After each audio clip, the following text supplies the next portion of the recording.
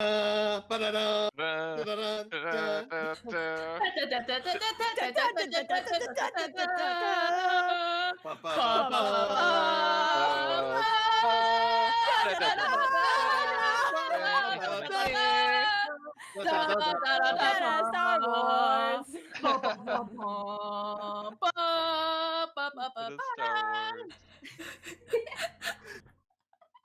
That was fucking Welcome, great. everyone. Welcome. Week number 4. Episode 4. What's up, guys? Episode. Episode. I like it. Unsheath thy Episode sword.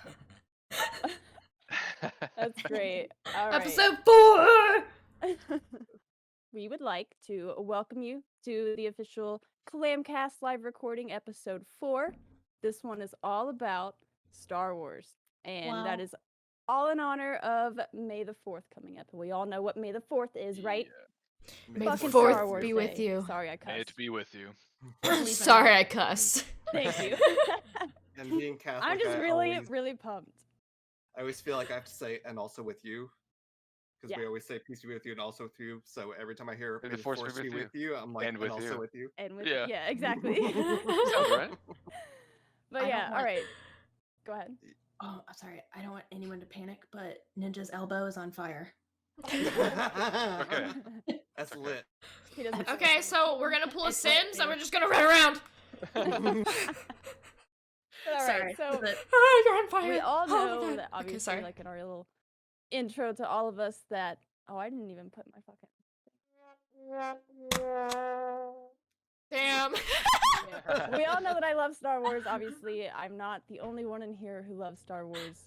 I'm not an expert in any of this whatsoever, but and I'm sure everybody else is in here isn't like an expert in it. But that's what's great about Star Wars. You can like dive into this like in so many different ways. But today we're gonna be just taking like a very basic kind of dive into it. We're just gonna be talking about like the Force, like what exactly it is. We're gonna be talking about like what Force wielders can do with it, and like the whole balance of the Force, like Jedi versus Sith, and kind of how they view that. We're gonna be talking a lot about Jedi in this episode, more like focused on that more than the Sith. We're also gonna be talking about like lightsaber fighting styles, like what makes up lightsabers, like the colors, the crystals, and stuff, their significance, and so yeah, that's kind of like what this episode's gonna be about today. So I'm excited. Yeah, and then probably lead into the open floor time right here. Let's go. Samo? So yeah, what's so everyone's background on Star Wars? Would anyone like to start, or would y'all like me to start? I'll go first. Okay. So I know a bit about it. I'm honestly just from what I know about everybody else in here, I think BamBam is going to be the leading expert, Yeah. and probably Samo and Reg probably pretty far up there too. But I've seen all the movies multiple times. So I haven't seen like the interim movies, like the one that focused on Rogue like One.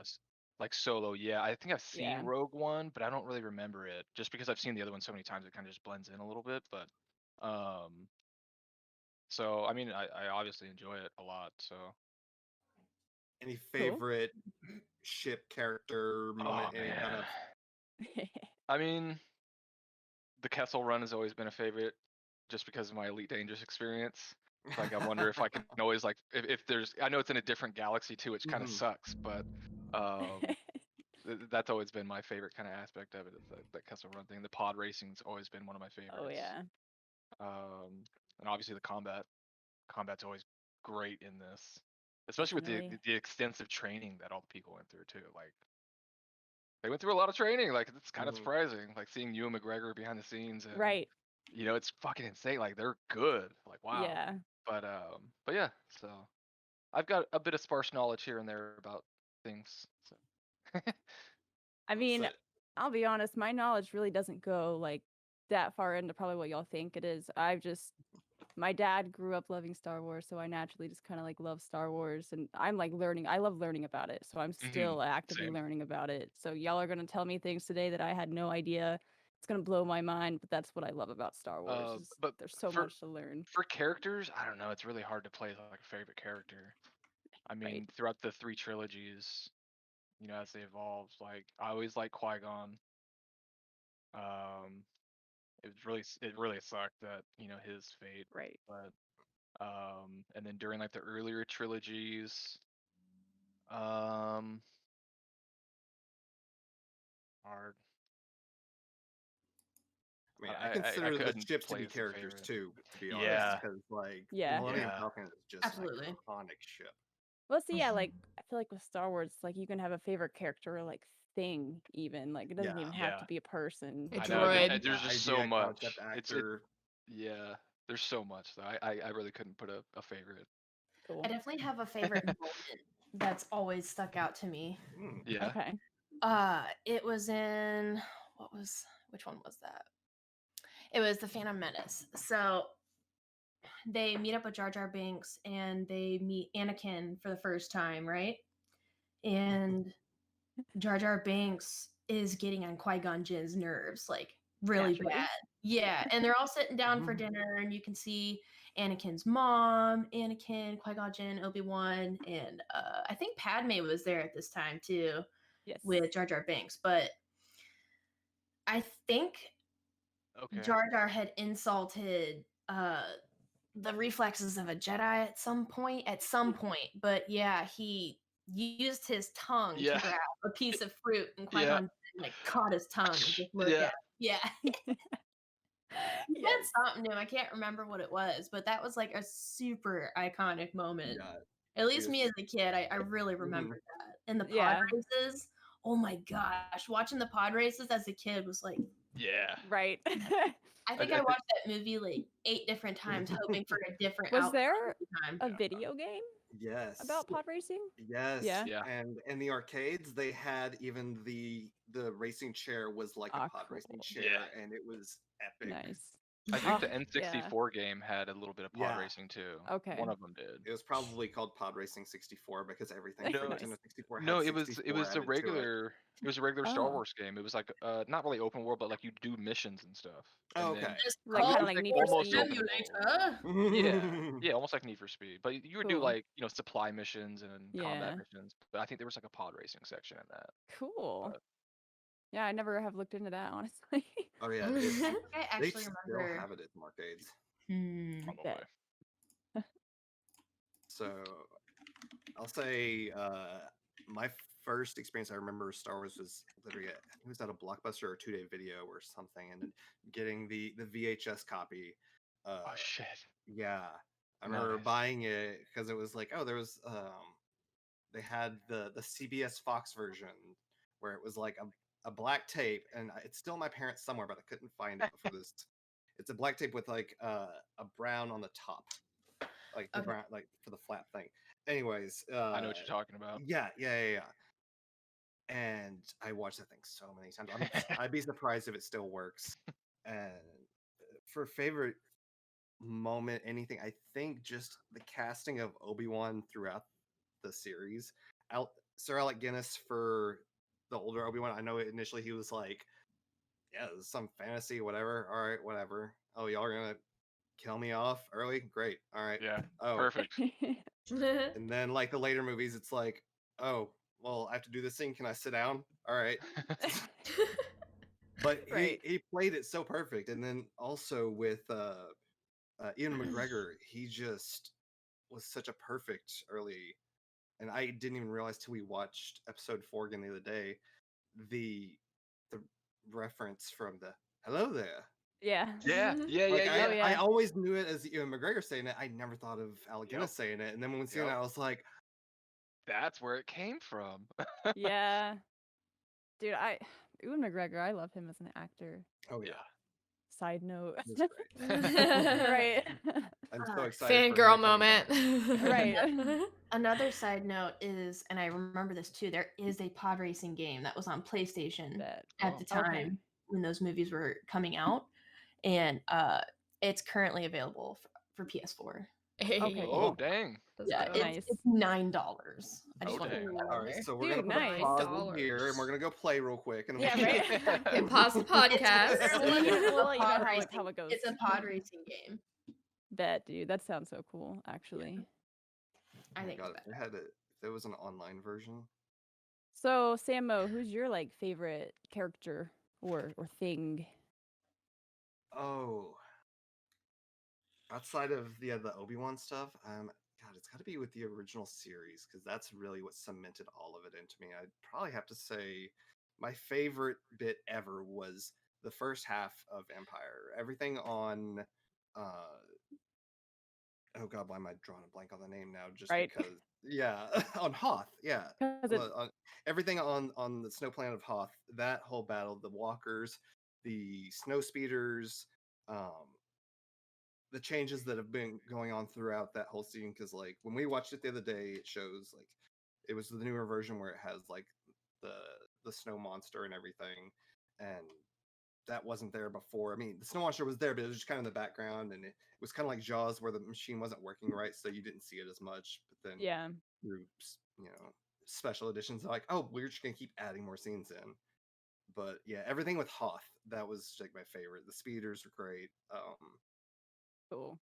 Yeah, I feel it. AT-ATs, that just seeing those for the first time, and them even bringing a callback to it. And was it Infinity War or Endgame? No, wait, no, it was Civil War, where Oh, I didn't watch that one. God. Peter Parker, he was like, remember that really old movie, Empire Strikes Back? And they use his web to bring down Ant-Man.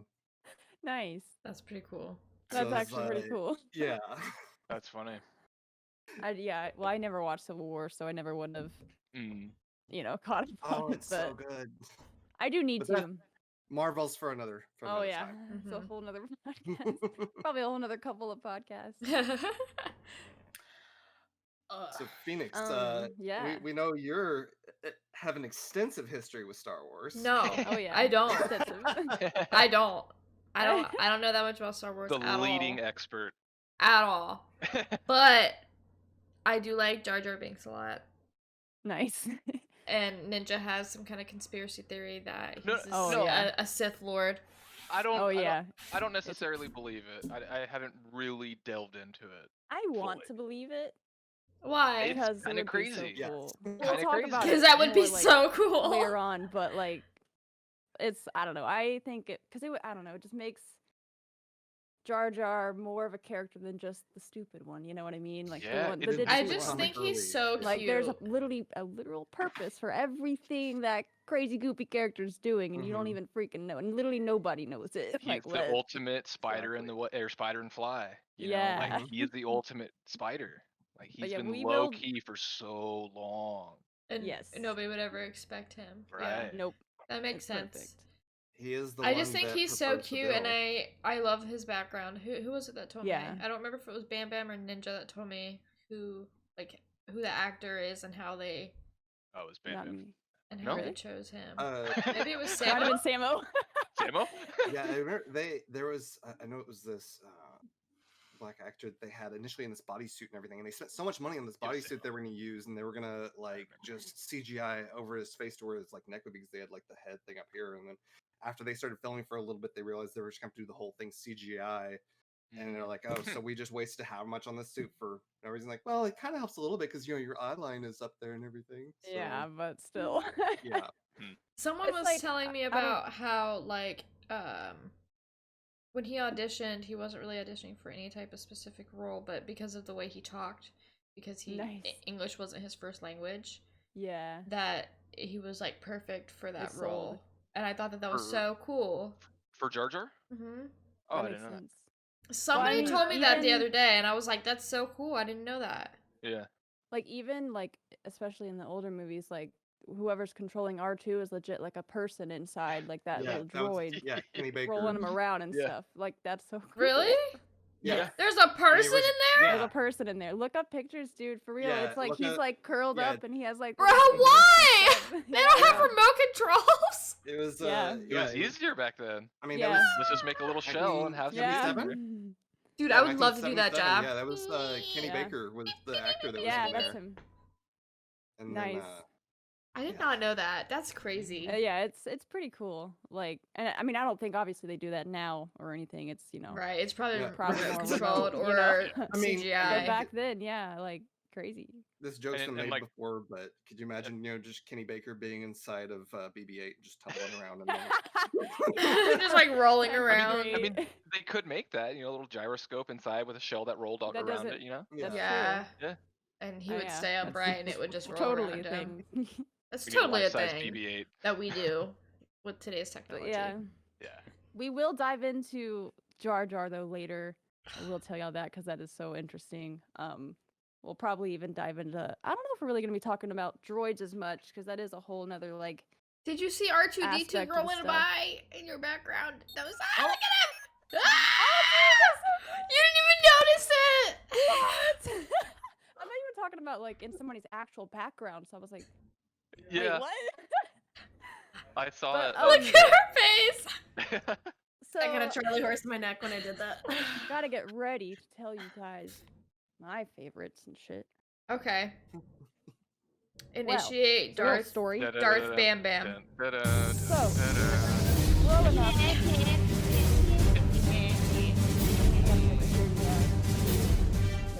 go. Growing up, my favorite character was always Anakin, and naturally, he's Darth Vader. So my favorite character all the time, forever growing up, was Darth Vader / Anakin Skywalker. But like I said, I love learning about Star Wars. Within the past 3 or 4 years, I just discovered Clone Wars and everything. So now, I think my favorite is actually Ahsoka Tano. But Mhm. it's really cool because she was actually Anakin's Padawan. So Yes. I don't know, and they literally have similar fighting styles that complete each Connected. other, and it's just fucking cool. So That's an interesting subconscious correlation you made there. Oh, yeah. Not even Yeah. knowing that background, but liking. Yeah. That's the gonna be your Padawan, that's cool. thumbnail image right there. Well, they both have a ton of similarities. Mm-hmm. Sorry, I can hear myself. Mhm. I mean, my ADD trigger, but they both were hurt super. They have deep seated resentment towards the Jedi Council, not the Jedi Order, but about most of the Ahsoka Jedi and Council. Yeah. Anakin, yeah. Mhm. Well, they also Mhm. I feel are the one of the two. I mean, other Jedi in the past have always questioned Jedi Order and stuff, and we'll talk about that. But I feel like they're predominantly one of the main two that have kind of just pushed that boundary and have said this isn't this is an archaic way of doing we don't have to just ignore all of our emotions. Maybe we can use them and just learn to control it instead of going to the dark side, and that kind of I'm gonna do what I want to do. I know what's right. You know what I mean? So, and they both have that attitude. They're both, I don't know, they're always gonna win in a sense, not necessarily in an evil way, but they're gonna get it done. The drive, I like it. I like that shit. Well, We're gonna have to bleep that out. No, it's I okay. like that I don't shit. bleep out cuss words for YouTube. You don't have to do that anymore. I know. But It's wouldn't it really be only funny the to bleep it first out? 2 minutes or something, and it's not even that they you can't do it. It's more for when you want to try and get monetization. yeah, that kind of stuff. Mm-hmm. Which, who cares right now, honestly? Yeah, I mean, you can still get monetization with just having adult channel. Right, Just not meant for kids. right. Oh, it is! Oh my god! All right. He's so distracted. He's so just I like, think hi. Everybody has kind of given their favorite stuff for open Stuff. floor I also plan. really love Chewbacca. Chewbacca's my best friend's Does favorite. anybody want to add anything else into open floor time? Anything they want to kind of throw out, discuss briefly? Other favorite things that you love about the universe? Oh my gosh, besides pod racing, the fact that much like Lord of the Rings, there was many languages developed throughout the series. Oh yes. Mm-hmm. And there's just so much more to Star Wars than just the Oh, movies. BB-8. You know, BB-8 just rolled by. You're right. Sorry.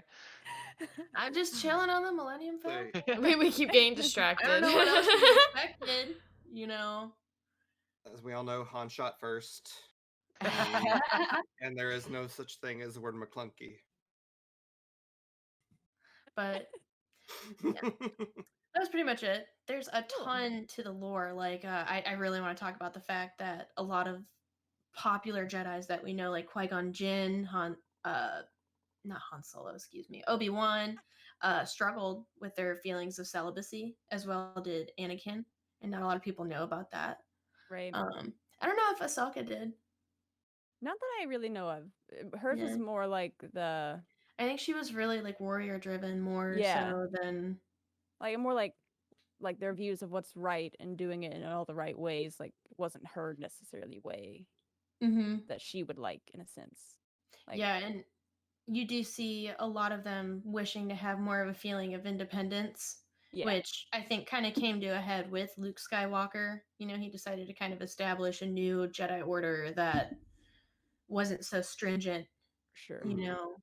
And if you think back, like a lot of the big reasons why either some Jedi's either died or some switched to the other side was because of their stringent rules that were forced on them from being in the Jedi Order. Well, like Mace Windu, he died because of his beliefs.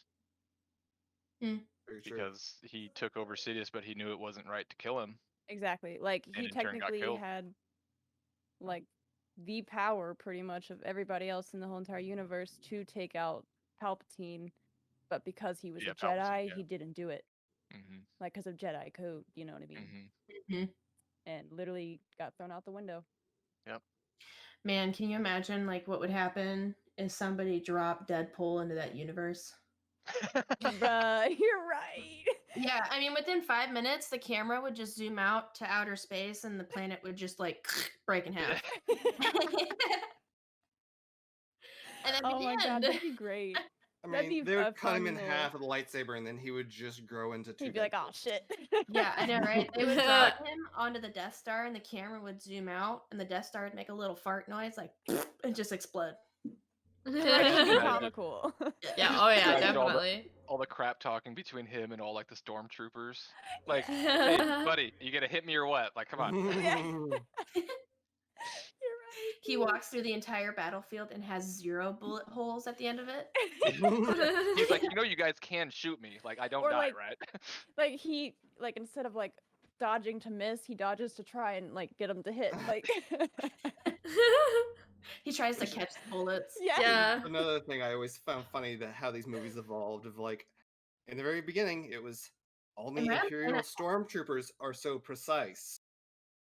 And then they can't hit a damn thing. So before we get too much into the Jedi Temple stuff, our first topic we were looking at was like the Force itself and what does actually balance mean? Because Yes. the prophecy says the chosen one will bring balance to the Force. So Jedi claim to want balance. I personally kind of lean more toward what I just found was called the Gray Jedi Code, Mm-hmm. and that's true balance. Like you're not trying to go just one side or the other. You're not going too far left, too far right. You're trying to be in the middle. That's balanced. Whereas the Jedi were always just like, no, it's got to be good. You can't have hate. You can't have this. You have to do 100% good. Right. Which, when you look at it, tips the scale. If there's Exactly. if you look at it, if there's no evil, just in a example, if there's no evil and it's all good, it tips the scale. Right. So is that Right. the balance they're referring? I don't know, to Actually, me, like the balance was always like, in my mind, it was just Jedi and Sith. That balance, and then they were just, it was like chess in my mind. Like they were just at what do you call it? Not a checkmate, but a standstill. Stalemate. Yeah. Stalemate. Yeah. So that was the balance in my mind. actually, if you do a little bit of research on the history of Star Wars, like the galactic history of it, around and you have to understand that a lot of these dates are fan created. Right. Mhm. So, but if you look it up, like around 1000 BBY, so like before the Battle of Yavin, uh, that was when the Jedi Order was founded. And when it was first founded, it was actually created with the belief that they would use both light and dark side of the Force. And it wasn't until there was a civil war between the Jedis, where it was between the users who used both and those who just supported that of using the light side, like only the light side. And obviously, the light side of the Jedi won and ended up founding the Jedi that we know in the movie series. Right. Yeah. From like the Interesting. old Republican stuff. Yes. Point of clarification for those who don't know, the Battle of Yavin is the from Episode 4 with the Death Star. That's what's considered the Battle of Yavin. So the Yavin 4, I believe, was the planet or whatever, or one of the moons. But so anytime Yeah. a timeline is getting or a time is being laid out in any of the Star Wars games, it's either before the Battle of Yavin or after the Battle of Yavin, kind of like how we have BC and AD. Right. Yeah.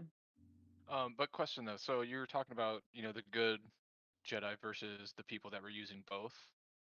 Wouldn't those people or those Jedi or whoever users, I should say, Those Force users, yeah. Force users, yeah, wouldn't they be considered like gray Jedi in a sense? So I- what I thought, Well, I guess Grey that doesn't Jedi really are not delineate their canon. intention. Yeah, Yeah. Grey Jedi is not canon from what I've seen. It's all Oh, Yeah. fan thing. I gotcha. Yeah. But that's where I kind of more lean toward of like seeing an actual balance. Mm. Yeah, that's what I was gonna like add is like at least whenever it came to like Jedi Order, like if you were in Jedi, like if you weren't in the Jedi Order but you weren't like Sith, it's like you were kind of like not supposed to use like your Jedi abilities and like or whatever, you know what I mean? So it's like those people would kind of just be like rebels in a sense, like Right. kind of They like had off on their their own thing, own- not really with Jedi or Sith. Like when they had that civil war, the huge branch happened, right? And the light side of the Jedi won. And but that still didn't mean that those who used both sides of the Force didn't operate. The only reason that the Civil War even happened was because some of these light using only Jedis saw those who were using both sides of the Force, and they decided that some of the methods that some of these dual wielders, I'm going to go ahead and refer to them as, was too cruel or too unusual, whichever. They just didn't like their methods. And it was likely some kind of execution or something, probably, that they didn't agree with, that maybe those of the dual wielders felt needed to happen. But it didn't even stop at that. There were also other sections that went out. There was another society that formed. Man, I can't remember the name. I'm gonna have to figure out which one it was, but it was some kind of. I can't get into it because I don't remember what the name of it was. Right. But basically, Mhm. like the split didn't even end there. There are other sections of people who use the Force outside of the Jedi Order and outside of the Sith, outside of the dual wielders that started in the very beginning. If you go into the book series, there's all kinds of Force users. So, even outside of like people, like beings, like there are animals that if you're a predator, you use there are Force using animals in the Star Wars universe that use the Force to keep away from predators, and there are predators in the universe that use the Force to help hunt their prey, that even Jedi actually have trouble fighting these creatures because they're Force wielding creatures. Hmm. So they're also using the Force. You know what I mean? It's like a different flavor.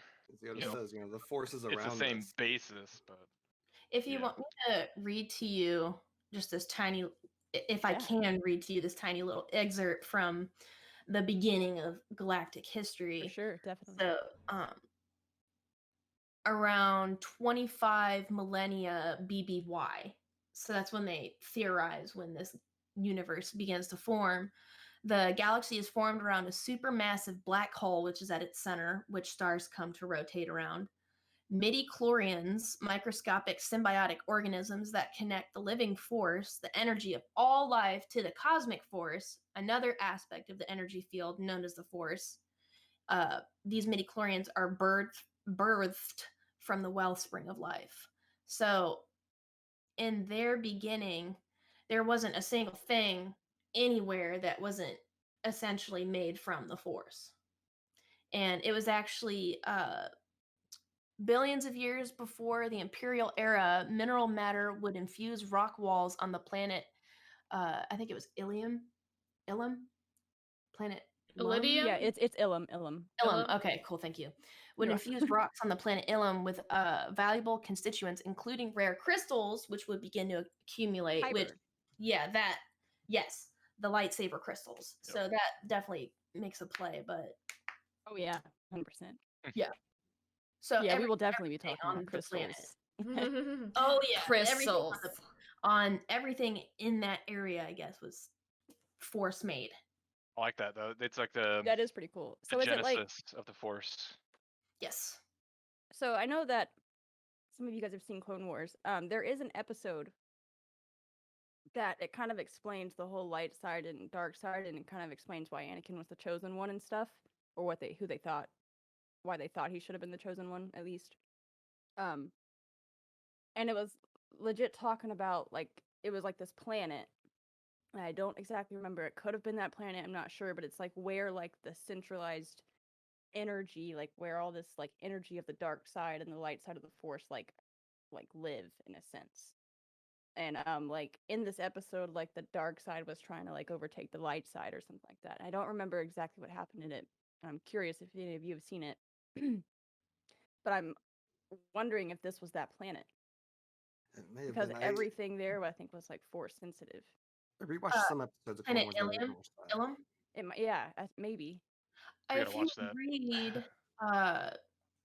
there's a bunch of Jedi books. It wasn't the Jedi Academy books. I was wrong about that. That is a younger person series, but there's so many Star Wars books. It's Yeah, stupid. crazy. It's not stupid. It's just there's so much that I'd have a hard time pointing at which Yeah. one I read out to you. I read several of them, but in one of them I remember a girl who was getting ready to build her own lightsaber. Like she was ready to graduate past being a Padawan.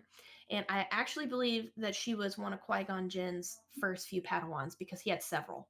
Yeah. It wasn't just Anakin, wasn't just Obi-Wan. I mean, Qui-Gon Jinn was actually kind of an older dude, so he had Yeah. trained several He's been around. days. Yeah. Same with Obi-Wan, Mhm. Anakin had plenty of time to have his own Padawan, and so did Obi-Wan, Mhm. But in it described her arriving on this planet, and it was kind of cold, prehistoric, from what I could remember. But yes, she basically felt like she was the most attuned that she was ever going to be to the Force in that moment. Yeah. Like the whole process of her picking out which crystal, it was like it thrummed at her, like it sang to her, like whistled Well, at it her does. almost. Yeah. Yes. And it was like she couldn't help but pick that one right there, even if she wanted to pick the Yep. prettier one. Like this one was like saying, "I'm here," Yeah. There's an episode in Clone Wars that is solely surrounded on these Padawans going with Ahsoka to this temple or to find their crystal. And Yeah. well, how do you know? Like, well, you'll know. You'll call to you. Yep. And they all throughout Doubt it. they all doubt it. But when they go in there, they like had to overcome something, whether it be like there was a Wookiee one and he had to learn patience. So like he had to wait for this area to be frozen over for him to be able to cross the river to get his crystal. So he had to learn patience, and other ones had to learn other things as well. Yeah. That were, Mm-hmm.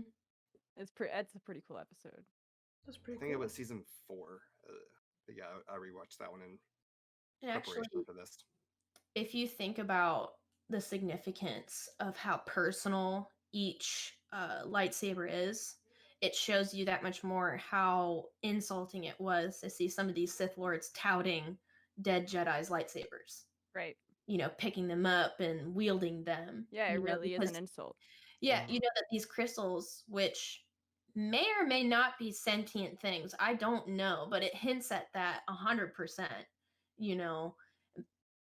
they're probably like the wands in the Harry Potter universe where they're like super offended that they're That's being what I'm Yeah, thinking. well, I together mean, Like they or don't if y'all work have seen properly.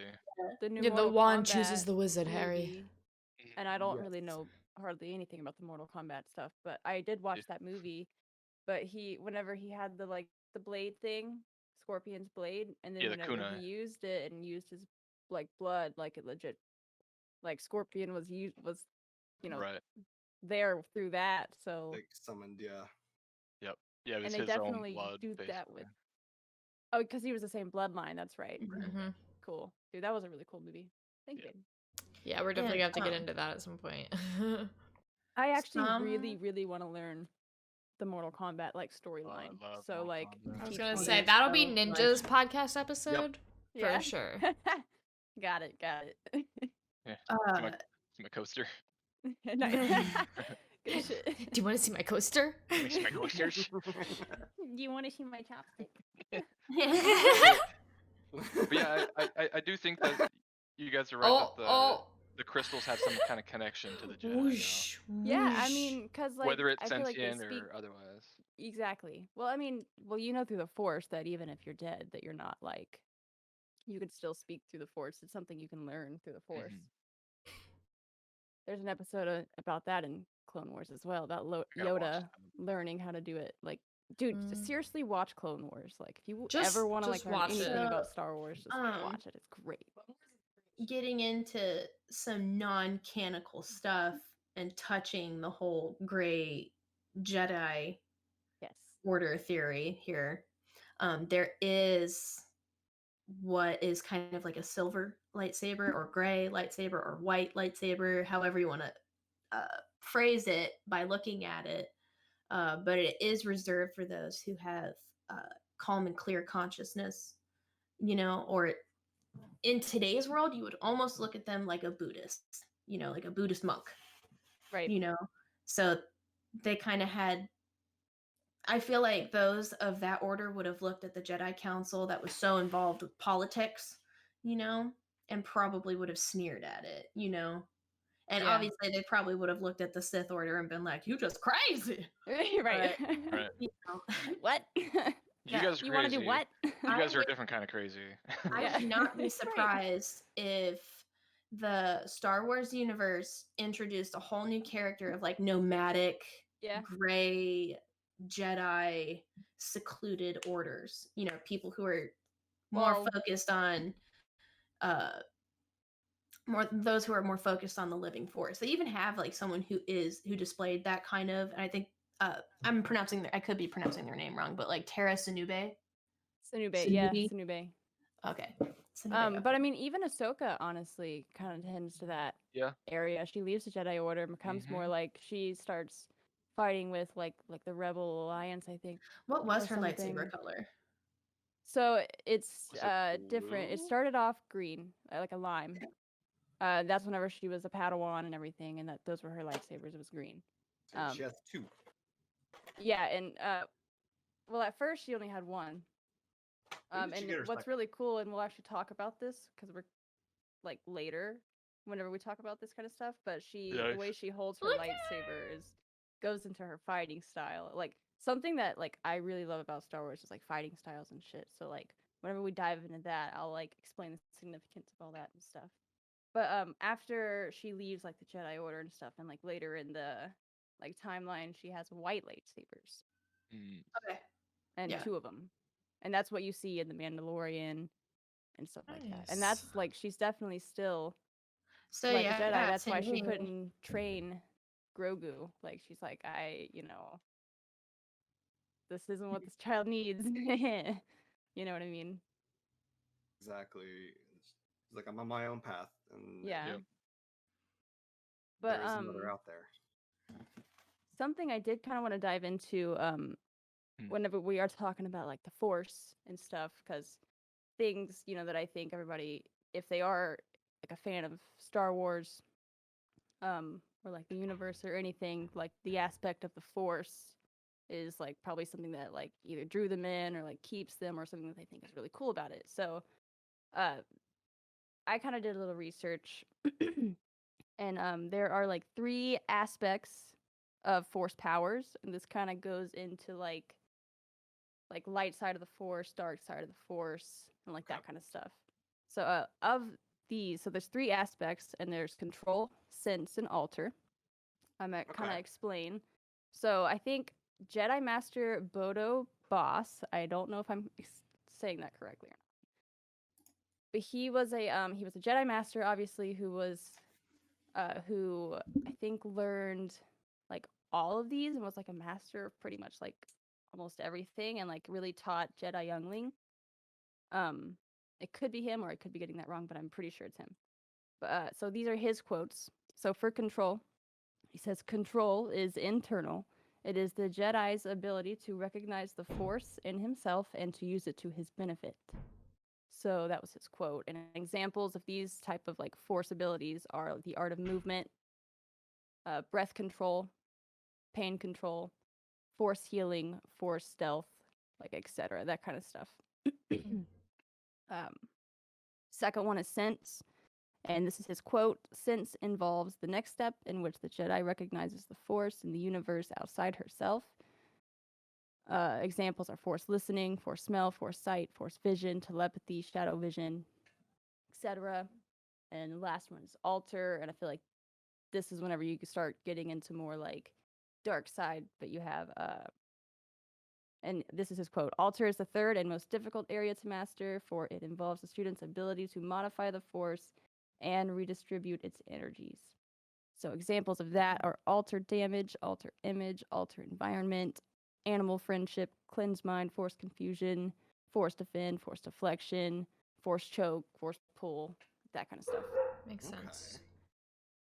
So yeah, those are like the three aspects. That it also goes into categories, but like I think I was thinking more of the categories whenever I was listing a bunch of them out, because I don't know why I didn't think to just look up like, oh, what is force? But Right. Yeah. I had 6 things, which I think you got all of them. Yeah, it was like the things I could think of when I think of the force, because a lot of people when they think of Star Wars now, they're just like, oh, well, the force you should do anything. It's just like, oh, why can they do that? Oh, the force told them. I got down to 6, but those actually can be combined even more, as you did, to 3. I had like well, those are just like aspects. They're Yeah. so like there are millions of different freaking like Yeah. I can give you guys a link and you can like I just pulled a few examples of each one. So I had influence, being like the mind control of telepathy, the lightning, dealing or absorbing, and that would be like you said with altering the force around you. The third one, agility, whether it be speed, jump, reaction time. That's been there since pretty much day one. If not, it's been there at least since Empire. Premonition, being able to sense the future, sense other things around you, as Obi-Wan sensed Alderaan. Existential projection with the So yeah, Force choke, sense. and then the healing, which was, I don't know if it was in anything before Rise of Skywalker. It may have been in some of the series. It was Actually, definitely in Clone Wars. it may have been in Mandalorian as well. Now that I'm thinking about It it. was definitely in Mandalorian too. Yeah, I forgot about that. Yeah, because that's what Grogu did. Yeah. But I like that. Yeah, you could condense them down into those 3. But Very there cool. are, I will tell you, 5 main categories of force powers. And this is like really what explains, I think, what you're talking about. And the 5 are core, universal, light, dark, and lightsaber combat specific. So like whenever you were saying like like far seeing or telepathy and stuff, like that's core. So like Okay. that's something that like the one of the first powers like that are learned by like every Jedi. Like those are the core powers and stuff. Don't really have like a lights or a dark like affluence, you know? It's just as a relationship with the Force. Yeah. Because like yeah, what was that quote that he said? Yeah, control is internal. So this would be like a control of the control aspect. Like core, all the core powers are probably for that. And then like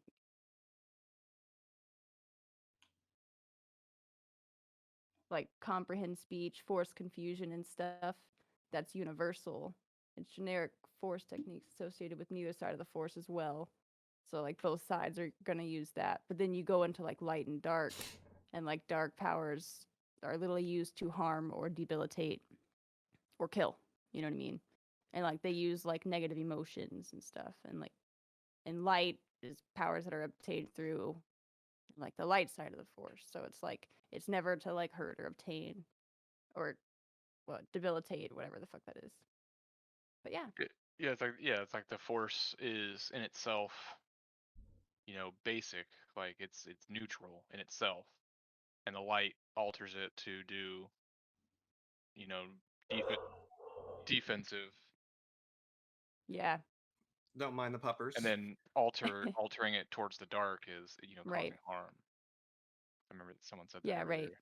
It alters the actual force, Right. like the structure of it, like how it works too. And it's cool because like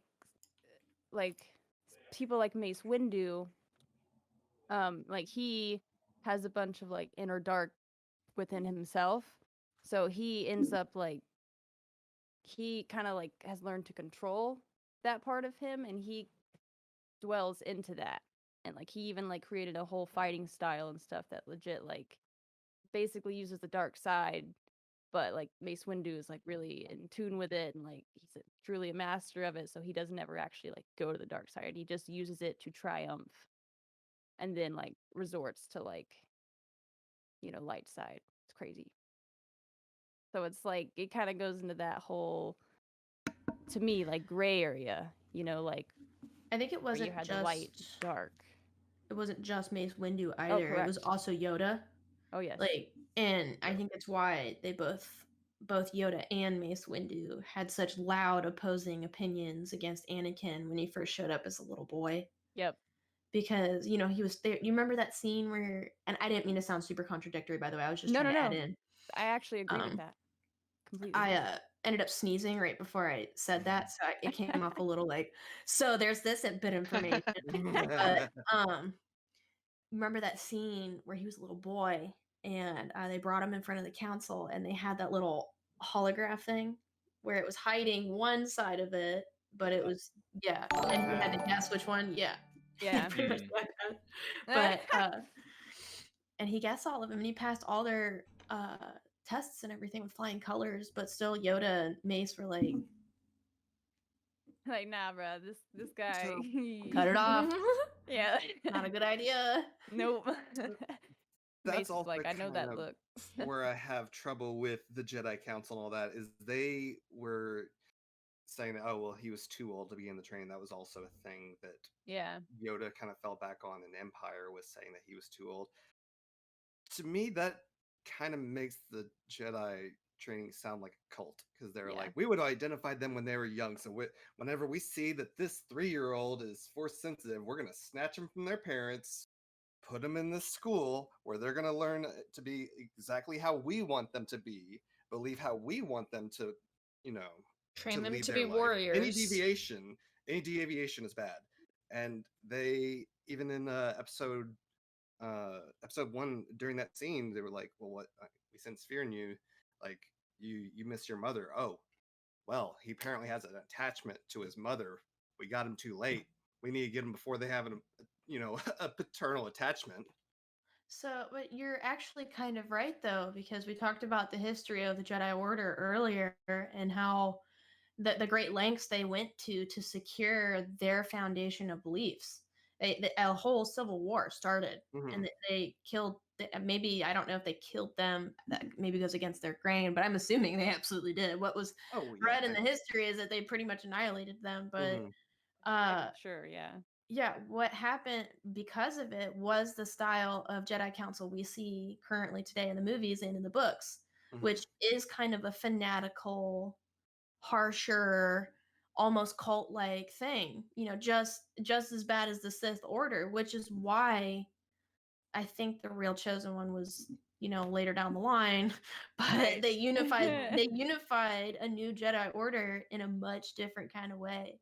And not to mention, Yoda clearly changed his opinion on everything when he was exiled, pretty much. Not exiled, but like left in Dagobah, and he ended up training Luke. And Luke was Yes. every bit of Yep. a freaking adult when he showed up there. Yeah. Oh yeah. You know? Like, Which he was also resentful to train him to begin with, because he even said, like, once he found out and stopped being silly Yoda, and once Obi-Wan was like, was I any different when you taught me? He's like, he's too old to Yeah. begin the training. Yeah. You do a good voice. I like it. Not all of them thought that way though, because in the beginning, anyone who was attuned to the Force was trained. You know. Yeah. So. I think part of that was just Yoda being, part of it was him being stubborn, but also part of it was just he was like, we've been down this road before, especially with the Skywalker. Like, we already have Darth Vader out there. I sense this clouded future, and he's just, it's not going to end well. Right.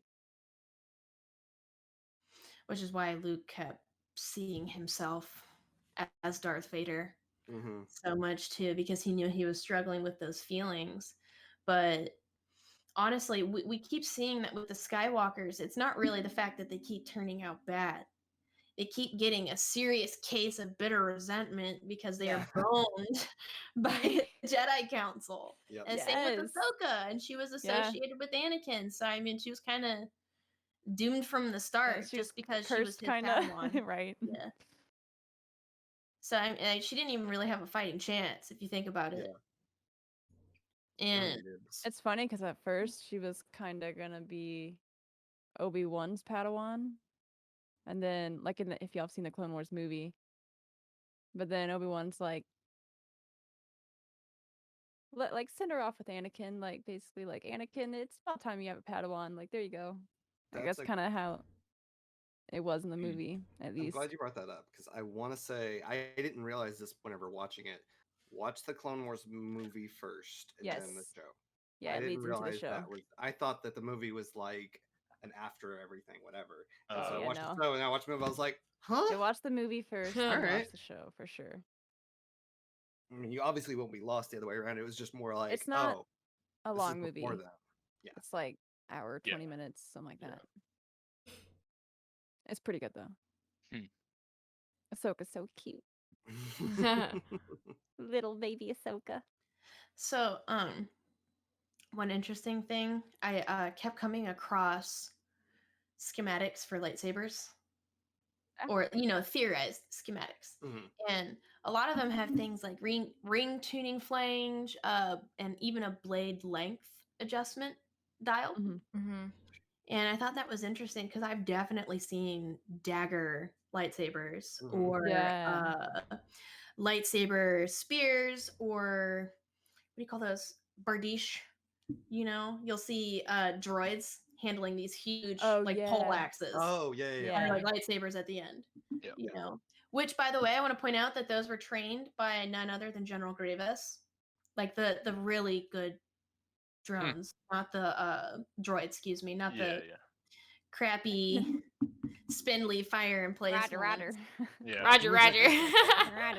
I actually want to talk about General Grievous a lot, but I know you have a little time segment set aside for that. So when that time comes, I'm ready. Well, I mean, actually, we can kind of talk about that now because I mean, we talked about like the Jedi Council and stuff, and like I only had one thing left on the Jedi. Yeah, I mean, because we talked about. I know you have here about ceremony of burning bodies and stuff. Let's do it. Let's talk about it. That's good stuff. So I mean, you know what I mean. I didn't realize. I know that throughout the movies, I'd seen like in episode 4 when Obi-Wan gets killed. He just is cloth. He's just clothes.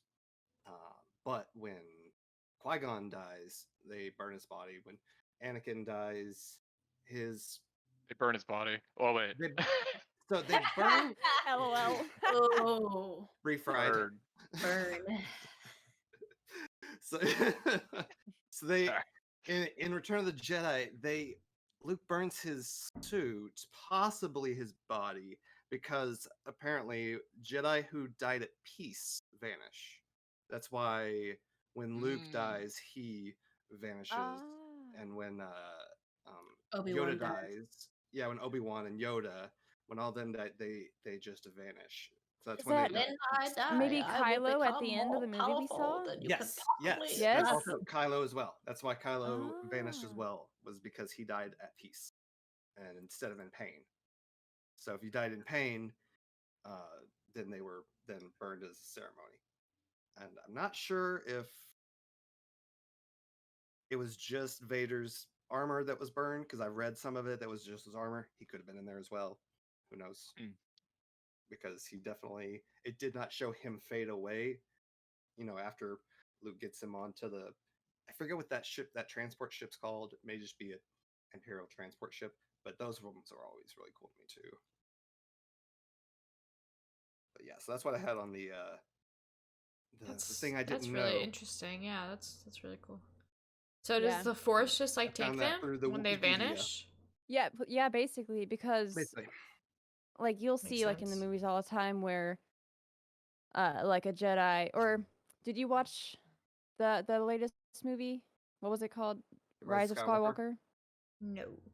Okay, well, you'll see like in the movie sometimes whenever like it looks like they're talking to like a hologram but like they're like in the Force. There's no like actual hologram. Like they're talking to like the spirit, like of a, like you see Yoda even though he died, you know what I mean? Like and he'll Right. still talk to like like That's Luke and the stuff Force even after doing I he's think that. you dead. saw that in Obi-Wan when we started watching Empire. I think you got at least to that part. I think. Yeah, probably. I know they're in like the 4th, 5th, and Where 6th he's movie like, a lot. yeah.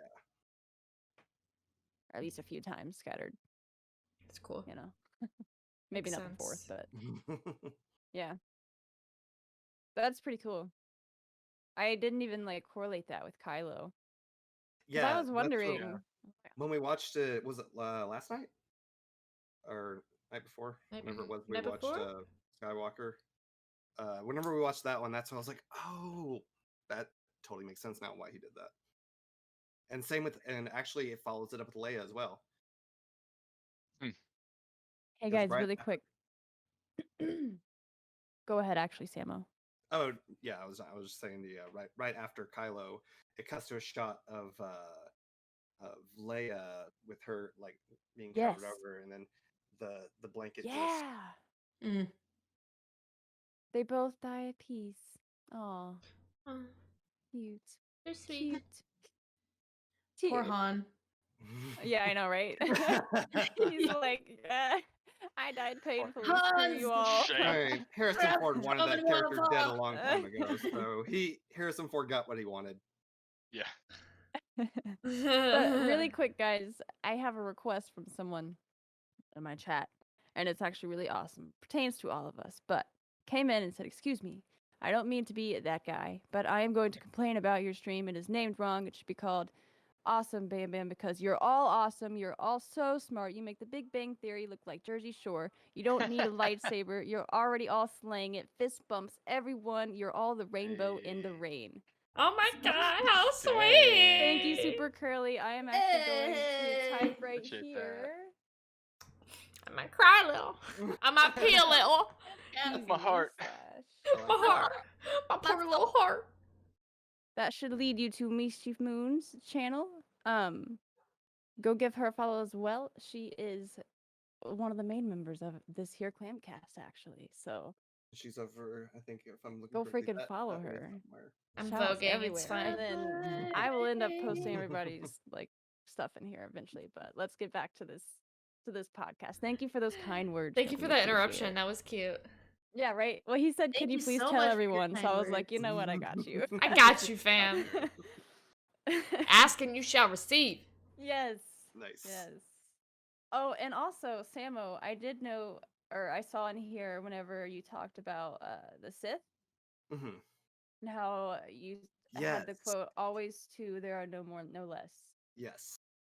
Always I two actually- there are. No more, no less is what Yoda says. Yes.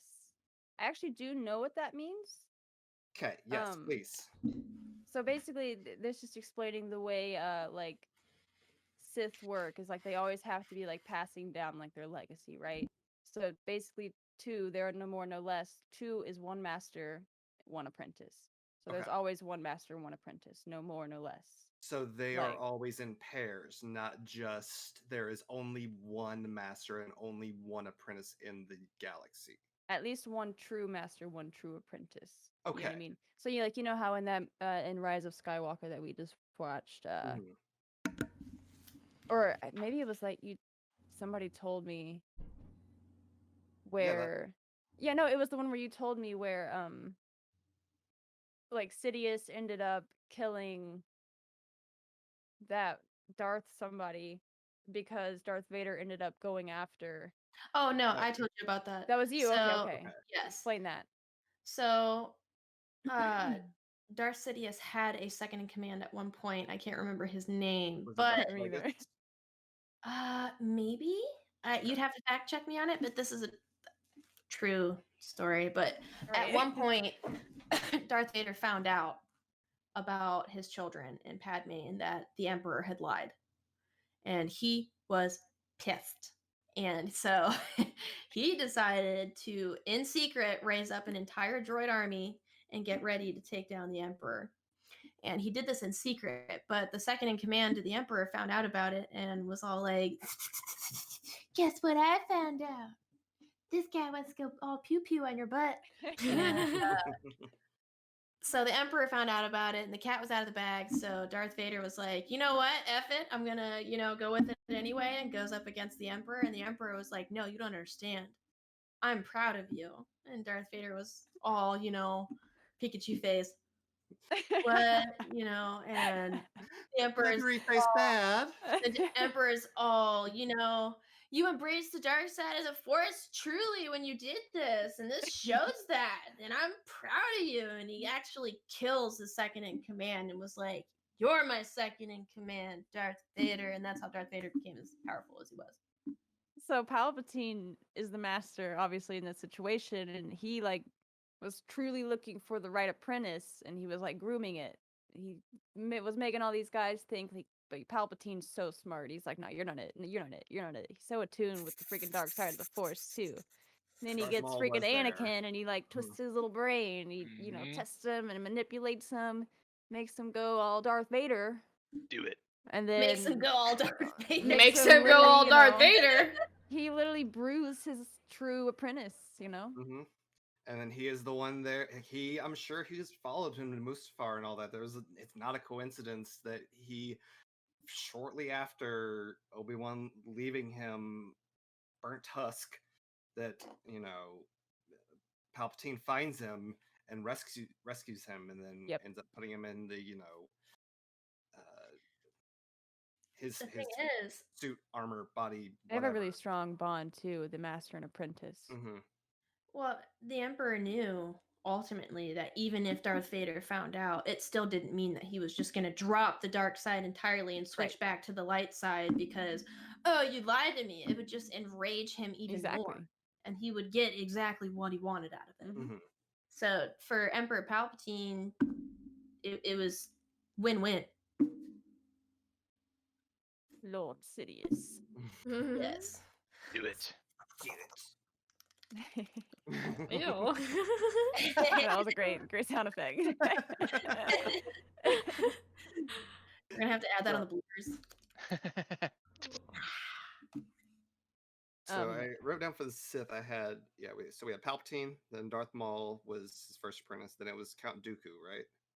Yep. And then General Grievous was just a lightsaber user, correct? He was definitely Sith. Was okay. So it took a long time for him to get there. Yeah. And I will talk about that when everyone's ready. Because Dooku and Grievous were around at the same time. Well, I guess he would have followed Dooku then. Because I'm just thinking the 1 and 1. But then again, that's also I almost So General Grievous wasn't always General Grievous. Yeah. He transformed into that eventually, which is what kind of brought upon his Sith title, because he was actually given body parts and blood from a prior Sith master. Okay. They infused they actually have pictures of schematics of how his brain and everything was implemented and how some of his body parts were also implemented because it was important to him, because he was a master warrior of his planet. I mean, he was actually viewed as a demigod from his people, from how from his prowess. He was like an elite sniper. I'm so ready to jump into this. I mean, we can go ahead Guys and are- dive in. This is the time. Okay, so he was actually born. I won't even try his first name, but his last name Shalal, which is how he's referred to. Were you gonna say something, Sam? I'm so sorry, bud. I was just gonna say about just leading into the Sith thing. Curious if it may have been so they always say there's always two more or less. It could have been also just Sith being also prophecy, but also the arrogance of the Jedi, how they think they know everything. Maybe there are going to be a lot more Sith out like at one time. They just think they know everything about them because they are so pompous and so arrogant about, oh, we know the correct way and we know what balance is supposed to be. Mhm. So Mhm. that And also could be where some of these kind of overlap. ultimately, that's how General Grievous was created, was because the Jedi screwed up, and they screwed up really bad. And they could have had a formidable ally out of Shalal. Not, before he was even General Grievous. They could have Mhm. had one heck of an ally with him because he had united an entire planet. And oh my gosh, he did so much before he became General Grievous. So Shalal was a warrior who followed in his footsteps of his father, and his nation was kind of primitive, and they had these burial grounds that they really viewed as really sacred, holy grounds, and they were constantly in conflict. Their people were called the Kalish, and they were in conflict constantly with this other planet race called the Hutt, which was like this really chitinous insectoid, really cold, heartless type creature, and they would subjugate and kill lots of their people until these powerful warriors rose up from their own Kalish nation, and Shilal was one of them. And like I said, he was really renowned. He quickly rose in the ranks due to how many of these Hutt he killed. He had actually ended up overturning like how many of these people were getting subjugated, and he had rescued lots of people. He was a sniper. He was, like I said, he was viewed as a demigod from his people. One night, Cool. yeah, When you say Hut, do you mean like Jabba the Hutt, like Hutt. the Huts? Hut With a K. Yeah. with a Okay, K. okay, thank you. Hut. Sorry. So, one night Shilal was dreaming, and the Kalish race believed that dreams were really prophetic or symbolic in meaning. So he really paid attention to this dream, and he dreamed of a female of his race. And he dreamed that she did something with a gun. I can't really remember, but he just knew that she was going to do something to him. And he got up and he ended up going into the woods, and he found this female Kalish, and her name actually means something regarding dreams. So the whole thing was like really just meant to be. Mhm. And they had what was termed as a relationship, but it was more like they were a power couple. Like they became a really strong warrior couple, and they were revered by their people. And his love for her was, it's an entirely different race. So if we're actually talking about theoretical stuff, like what they might term as love could possibly not be the same thing that we term as, but they were essentially the same person to them. And the Hucks continued to like wage war after war after war with these Kalish people, and Shilal and his warrior wife at the time, decided to take all their forces as one and take the fight to the Hucks. And they enter all these spaceships and stuff. And I want you to know that these Hucks were terrible things. They had killed his father, so he was ready to take the fight to them. And who should step in at the last second when they were literally about to obliterate this race is the Jedi Council. That's who stopped it. And they fought the Kalish and sent them back to their planet because they had no idea what was going on, and they didn't know what the Huck had been doing to the Kalish people. And all they saw was like a complete annihilation of a planet, right? So they stepped in wrongfully and sent Shilal back. And this happened a couple times actually. And in the process of one of them, Shilal's warrior wife died. Oh. And it just wrecked him. And if you read about it, there just aren't words to describe how he felt about the whole thing. And he ended up selling himself to a mercenary group to pay off his debts and stuff, and to free, because basically this mercenary group said, if you come to work for us, because he was, like I said, he was a really well-renowned warrior, they wanted him to work for them. They basically said, if you work for us, we will free your people from the Huck people forever. And it kind of sounded like a deal with strings attached and whatnot, but Shilal didn't really see a choice, so he went ahead and agreed to it. And they actually followed through on their deal. They rid his planet of the Huck. And yeah, I'm trying to figure out which part of, he took a job as an enforcer with the Intergalactic Banking Clan. And after he learned that the Huck had attacked the Kali after so long of them upholding their end of the bargain, he headed home to gain vengeance.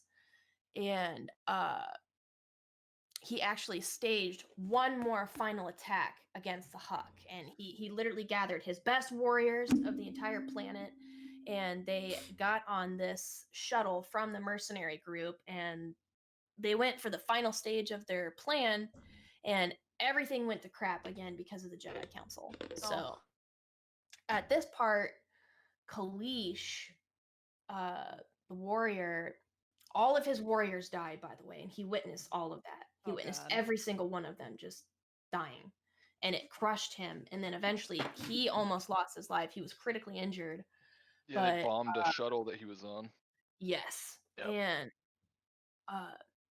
Dooku found out that Kalish was like clinging on with dear life, and he used the Force pretty much to induce this kind of force coma on him and keep him alive with the Force. And they transported him where he was, with the help of a droid, kept alive as well, but he was reconstructed as a cyborg, and he was what we know him as. Yeah, to what we know him as. And he awoke as General Grievous because he was heartbroken. Yeah. It's kind of like a RoboCop. Yes, and his only desire is to kill Jedis because they literally ruined his life, and he didn't do anything wrong at the beginning. And then Dooku took him under his wing. Yes. Yeah, he's like, I'll use that to my advantage. Yep, he's like, oh, look at what we got here. Yeah. He was trained in the art of lightsaber combat by Dooku himself, who was a Sith Lord, and he was an incredibly quick study, and he became one of the most skilled duelists in the galaxy. He was Yoda's Padawan. Dooku. Wow. Dooku was Yoda's Padawan. Yeah. So Yoda taught Yeah. Dooku. Yeah. So and Dooku taught a lot of like popular people like Asajj Ventress, stuff like that. She's like very predominant, especially in Clone Wars and stuff. And she's, she's powerful. She's not, Does not she have Dooku, dual but sabers too? she does. Okay. I found She's pretty an cool. image I think y'all are going to like while we're on the topic of some of these Sith. But yeah, I think that's why General Grievous is one of my favorite characters. I mean, I never knew any of that honestly about Grievous, so Jar Jar. that's pretty cool. Hang on, let me click on this. Misa gonna kill you. Yeah, so I do think we should dive into this now. Yes. Yes. The Jar Jar theory. Jar Jar theory.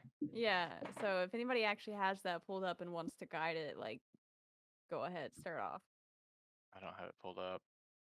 Let's see. Yeah, I don't have it pulled up. I just heard about it recently. His eyes. The color of his eyes. And what are the color of his eyes? They're like orange, yellowish. They're It's very the same color as him, pretty much. To Palpatine's.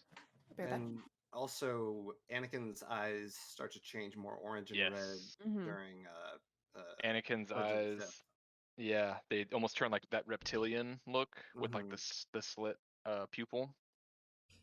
And And that's very similar to what Jar Jar looks like. Yeah, Can so the somebody whole pull up a theory picture is of that, Jar Jar? like, here, wait, let me pull it back up. I mean, it doesn't have to be that picture. It could just be any picture gotta of Jar Reddit. Jar. Oh, So one thing that this Here's- guy mentions. Go Oh, did ahead. you want to go? I'm sorry. Oh no, go ahead. Is that Jar Jar performs hand gestures a lot. So maybe he's using the Force to Yeah, force confuse definitely. or So whatever, you know, there for are something. like scenes. Well, first, really quick, the whole theory is that Jar Jar Binks, who we know as this really goofy character, always getting into trouble and stuff, but always manages to kind of like somehow escape. You know what I mean? Make it out Under the usually radar. without like a scratch or anything. But he causes all this chaos and destruction basically everywhere he goes, and he annoys pretty much everybody he's with. But there's a whole theory that he's actually like this Sith Lord, and like when we say Sith Lord, we mean like Sith Master, like that. Master of the Everything Sith that Lords. everything that he's doing is for a reason, for a purpose, like. So like he was saying, there's hand gestures, there's like stuff you can see like in the movies or in the show and stuff where he'll like be doing his little goofy self, but he'll like kind of just do this or something like conveniently, like in like a Star Mhm. Wars way. Oh He's man, I'm seen gonna doing watch that a it now. lot. he was messing with the pod racer. Got Yeah. his tongue stuck. And things that actually like can't be speculated. Things that happened are in this scene where he's talking to the Senate. He is calling for there to be a galactic empire. Is the legislation he's proposing, which is the start of. I mean, he was influenced. He Yeah. was in the movie. It is shown he is being influenced by Palpatine to say that, but that's also he is the one that went out in front of everyone to say it. Right. Maybe he was influencing Palpatine to make him think he had control. Well, yeah, this article says that as many people assume, just an unwitting. Oh wait. Furthermore, I assert that he was not, as many people assume, just an unwitting political tool manipulated by Palpatine. Rather, he and Palpatine were likely in collaboration from the very beginning, and it's entirely possible that Palpatine was a subordinate underling to Binks throughout both trilogies. And he has like a bunch of evidence and stuff like that I just haven't read yet to like back that up. And I'm like, oh, so it could be that Binks was the master. Yeah, one need cool to- thing I read here was that he influenced Anakin to question the Jedi's ways. Oh yeah. Where was that? Lost it. And like how he suggested to him something about Padme. Yeah, like I literally, because of this whole thing, I want to rewatch Yeah. everything that he's just in and watch just like look him. for it. Yeah. Mhm. Mhm. There's even like things where like he'll jump up onto a wall where only like a Force user can do. It's like a jump that only a Force user is even capable of doing, but he did it, and it's in one of the movies, but you see him in like the very like right hand corner or something. And he literally jumps up like on top of a wall. I saw that little Oh yeah. like I read an article like way back when, and like it was talking about that, and it showed like the little clip, and I was like, bruh, he straight up just jumps up on a wall. What? Palpatine and Jar Jar came from the same planet. Is that Naboo? Ooh. I think so. Yeah. Interessant. Yeah, Palpatine was the Yeah. representative from Naboo. Yep. Yeah, you're right. I didn't even realize that. That's where Padme's from too. Yeah. Mm-hmm. Now I have to Google this because I need to see it for myself. Why Jar Jar Binks is a Sith Lord. Lord. Well, here, if you want, I can share this. Is it on Screen Rant? Is it I the mean, article there you're is- reading? Oh, the one. That's the one I'm on, yeah.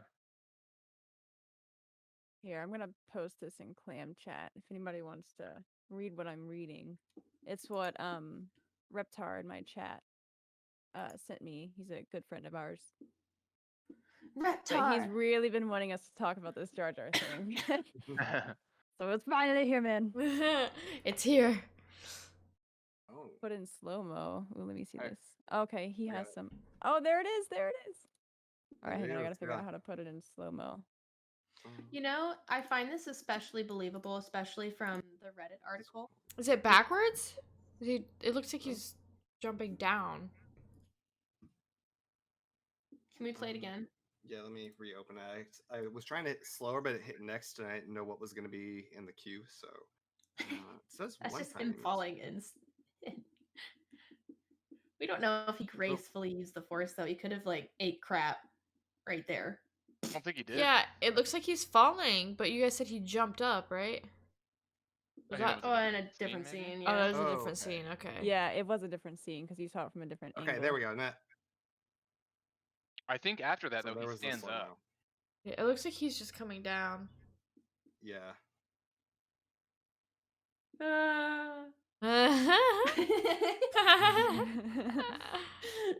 He did avoid all those laser blasts though that were getting deflected back his way. So That could Yeah, have just dude. been really terrible drones or droids. It's Hmm. also true. I'm just I mean, yeah, on it's one a side of the theory, fence you here. know. yeah, it is. Yeah. But I do find it especially believable that he and Palpatine, like in that Reddit article that Reptar suggested, that he could have been a tool used by Palpatine all along, because we have shown that Palpatine isn't a short-term planning person. His goals, like every single plan that he's ever had, has been over a long series of like years. You know, everything's come into play, and you've seen that it's all been in the backgrounds, in the makings, in the works for a good majority of most of these movies, and we had no clue. Right. So I would say that it is entirely likely that Palpatine was influencing Jar Jar Binks the entire time, and they were in cahoots. They were in cahoots there, eh, bud? Oh yeah, there, bud. Man. I'll say from a logistic point of view, though, on a lot of these, though, that yeah, a lot of the stuff happened in the movies that when they were making the movies.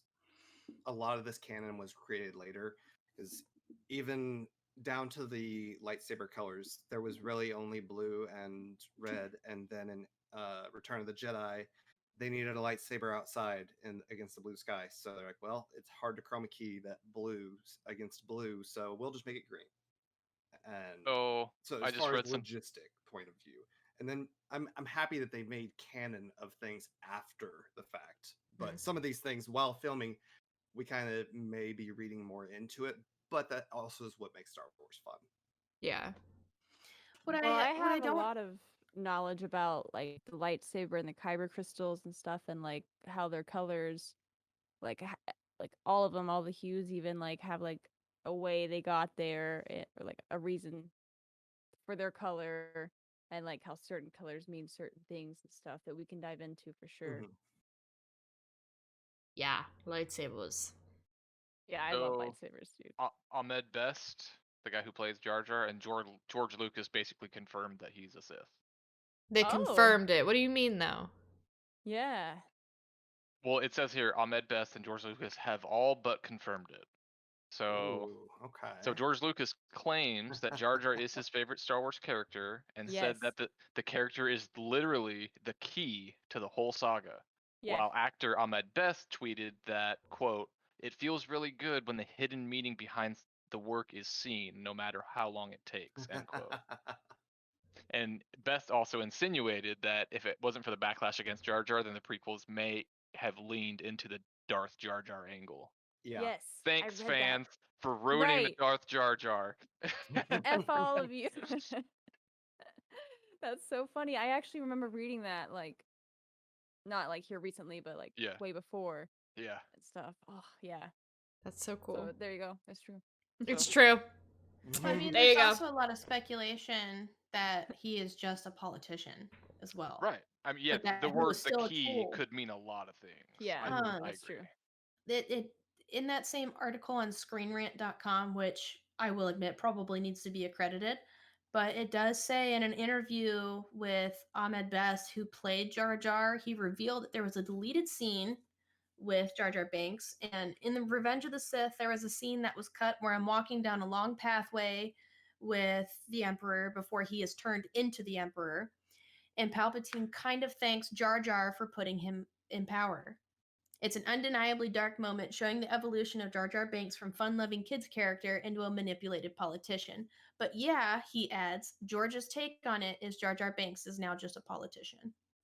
So that could also be just Beth's opinion, Well, but he is revealing that there was a cutscene at least proving that Jar Jar Binks was kind of, in you the know, mix. Yeah, a patsy or a pawn in Yeah. getting Emperor Palpatine into power. yeah, because he was the Oh, one for that sure. called for there to be a galactic empire, and I believe they even have in the movie that he is, suggesting that Supreme Chancellor, I believe, was his title at the time for Palpatine to be Emperor. I mean, maybe that was his way of closing off that branch of the story, you know, Yeah. or left it open. Yeah. I mean, it could be a leave open type thing. Like maybe it's something that's like a plausible go into the future type. Yeah, kind of like what you were Like- saying, like the Sith Master, like the one, like Yeah. the Sith, like the one that governs the rest of the two lords or whatever. So- you know?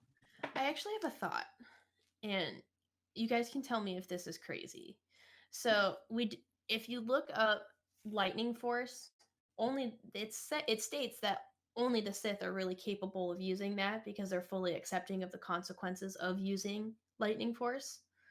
And there is a scene where Jar Jar Binks purposely electrocutes himself with a pod racer, and he's You're totally right. fine. You're right. It It's does totally numb fine. him, but yeah, he's fine. He's not. It numbs him, yeah. Yeah, he does warn him. He says, "Be careful of those binders. If you touch it, your hand will go numb for hours." And then he touches it with his mouth, and his tongue goes numb. I remember that. He doesn't get any burns or Yeah. Yeah, that's anything, true. you know. He doesn't get any physical scars. Yeah. I don't want to read into it, but I mean,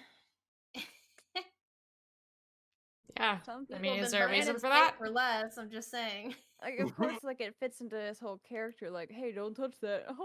But- You know what I mean? Well, Yeah. that his clumsiness is actually attributed to a fighting style called Yes. Zquan, which Drunken is fist. Yeah. it's like the drunken fist, right? So Oh, Very actually, cool. it's perfect time to transition into our fighting styles. Well, we But the can thing is, actually. I have next about lightsabers. If we wanted to go into that next. Okay. I was gonna say we should probably talk about lightsabers like in general Yeah. before we talk about the fighting styles behind them. The Sounds next good. thing someone says about Jar Jar, just say Darth Jar Jar looking kind of sus. Oh shit! I wasn't supposed to read that. I'm sorry. I ruined that. I'm sorry, Reptar. I thought you wanted me to say the whole thing. LOL. The next He time said, you "Oof." read that. Oof. Darth BamBam looking kind of sus. Blooper.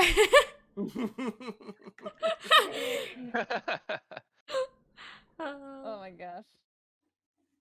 Okay. Hi, kitty. Okay. Oh man. All right, lightsabers. Lightsabers. All right. Okay, I have a little lesson here. All right. All right. So kyber crystals. We have talked about those a little bit already, but we know that they're crystals. They are in every Jedi lightsaber. Yeah. They're found on several planets, but mostly icebound caves of Ilum. That's that planet. The crystal itself is attuned to the Force, so therefore it can be like connected to the Jedi, like their actual lightsabers connected to them. Jedi let the Force guide the selection of the crystal whenever they're building it. And yeah, it is a vibration that the crystal creates that legit speaks to, the Jedi, and like it helps the Jedi center themselves and find balance in the Force. Like that's how they know like what crystal like to choose. It is colorless until first attuned and connected to a Jedi, then it keeps its color. So where's that? Oh. I'll go into known crystal colors and stuff, but the Sith mined crystals for power sources for their weapons. So this is when we were talking about those like blades and stuff that they would use and stuff. So yeah, definitely more than just like lightsabers were these crystals are being used in and stuff for to source like a bunch of weapons and stuff. In fact, the crystals actually powered the Death Star. Crystals Didn't know found on Jeddah. They mined Jeddah, and those were the crystals that powered the Death Star. Didn't know fact. that. That makes sense Didn't to know me. that. Right. But So yeah, go ahead. wouldn't that mean that Luke? Oh, that makes total sense. Why Luke was able to turn off his computer and sense the core himself. Right. You guys remember that? Yeah. When they were like, Luke, why did you turn off your computer? And he's Turn all, off your computer. Turn off "It's your party computer. fine." What's wrong? Yeah. Fine. I'm all right. I handled it. Everything's fine. And then R2D2 blows up. And he's like, it's still fine. It's still okay. Everything's fine. Everything's Everyone on the planet's fine. like, we only got about 30 seconds, so like, Sorry all that. you sure? Oh my gosh. But so some known crystal colors that we have. I have basically some crystal colors, and they don't really mean like, so you have like blue, They're green, not completely canon. yellow, and red. Yeah, they're not really completely canon either. But so like you have like those main colors that I just said, but then you also have like of blue, you can have like light blue, you can have more of an aqua, you can have a blue with like different like an outer color and stuff like that. You know what I mean? And like I said, Orange, this probably is Yellow, not canon, shit like that. Yeah, exactly. Like auburn. versions and stuff. Exactly. Mhm. So some known crystal colors that I'm sure you guys would probably recognize some of their the names and everything. But light blue is Terra Nube's Sabercane. Medium blue is Obi-Wan's third lightsaber. Deep blue is Anakin's first lightsaber. Green is Luke's lightsaber. Lime is Ahsoka's lightsaber. Yellow is a color. Amber, gold. Orange is Jedi Master Yaddle. I actually don't know who that is, but I don't know if any of you guys know who that is. I know Yaddle it's is orange. the other Yoda-looking character Yeah. Okay. in the council. Okay, cool. So yeah, his is orange apparently. Crimson is Vader's. We all know that. Magenta is Mara Jade's first lightsaber. Amethyst is Mace Windu's. And then some other populars. You have like white, black, silver, and even brown can be a color. But yeah, some significance to those. Whenever I was talking about like the blue, green, and yellow, this is what I think is really interesting about it. It's like in the past, like whenever like way past, like we're talking about like BBY, like 4,000 years or whatever, like I don't know, whenever lightsabers first started Back in the Old Republic. yeah. So each color of a lightsaber kind of like the crystals were used to indicate your class, like a Jedi's class. So like blue was a Jedi Guardian, and those were people who used the Force on a more physical level. Green was a Jedi Consular, and those were Jedi who preferred to reflect on mysteries of the Force and fight the dark side at its heart. And yellow were a Jedi Sentinel, was a Jedi who honed his or her skills in a balance of combat and scholarly pursuits, which I think is really interesting because Samo and I watched The Rise of Skywalker the other day, and at the end, she had a yellow lightsaber, and I was like, it makes sense! It all makes It's like creating a new sense. Jedi I actually Order. wanted to add to that. Yes. Because on the Star Wars universe official page, they have pictures of like colors and what they mean and everything of the lightsabers. There was another one to another Jedi that used that. I think I might pronounce this wrong, Kuran, but it is only used by super highly skilled fighters. It's an Yes. extremely rare lightsaber. It So is. for her to get that, Right? it's like Is bad. Dude, I know. like, I you know saw that that and she's I was just like, untapped potential. Yeah. Like just waiting for that moment, you know. because I Yeah. just learned about this whole like thing, like doing this research for the podcast. Like I didn't know any of this really. Like I knew that, like I knew that, Vader had a red saber and that, like Anakin and Obi-Wan had blues. I knew that, but I didn't know any of this. So like whenever I read that and then I saw that in the movie and I was like, wow. Cool. To me, it was so cool. Yeah. There are synthetic crystals apparently. Yes. They're favored by users of the dark side because they have offensive properties and they're filled with negative energies. Those are the ones that I think typically gave off the red color. Yeah, which gave the crystals their red color. Majority of the Sith and Dark Jedi wielded crimson blade lightsabers. I actually have something to say about the Sith sabers. Go ahead. So I was reading about like how they were constructed and whatnot, and it was pretty much the same as like other ones that were created by other Force sensitives, but the underlying philosophy was different. So unlike the Jedi who follows the light side of the Force, the Sith could not establish a mutual bond with kyber crystals. So this was due to the hate, fear, and other emotions that were associated with the dark side, and it clouded their concentration. So, in the construction of the Sith saber, they would take, they would partake in a process known as bleeding, and they would pour negative emotions such as rage, hate, fear, and pain into the kyber crystals, and that would result in giving it a distinctive crimson or red hue. Cool. And it says any kyber crystal can be bled for use in a Sith lightsaber, although some Sith believe that the proper method to gain a crystal involved capturing one from a Jedi lightsaber.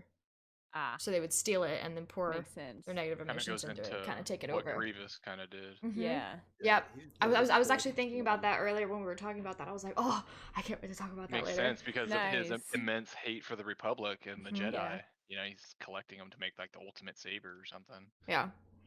So yeah, I thought that was really cool.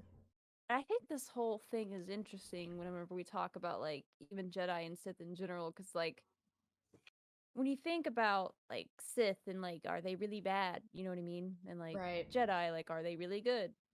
Like according to whose standards? Exactly. Because it's like everybody kind of has like this. Like if you ask a Sith Lord like kind of what their end goal is, it's pretty much just like either power.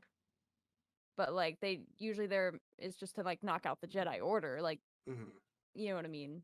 Like yeah, they kind of like have a Resistance destructive and like they'll take rebels. out anything in their way, but it's like their end goal to them is like outweighs all the destruction that's being caused right now and that kind of shit.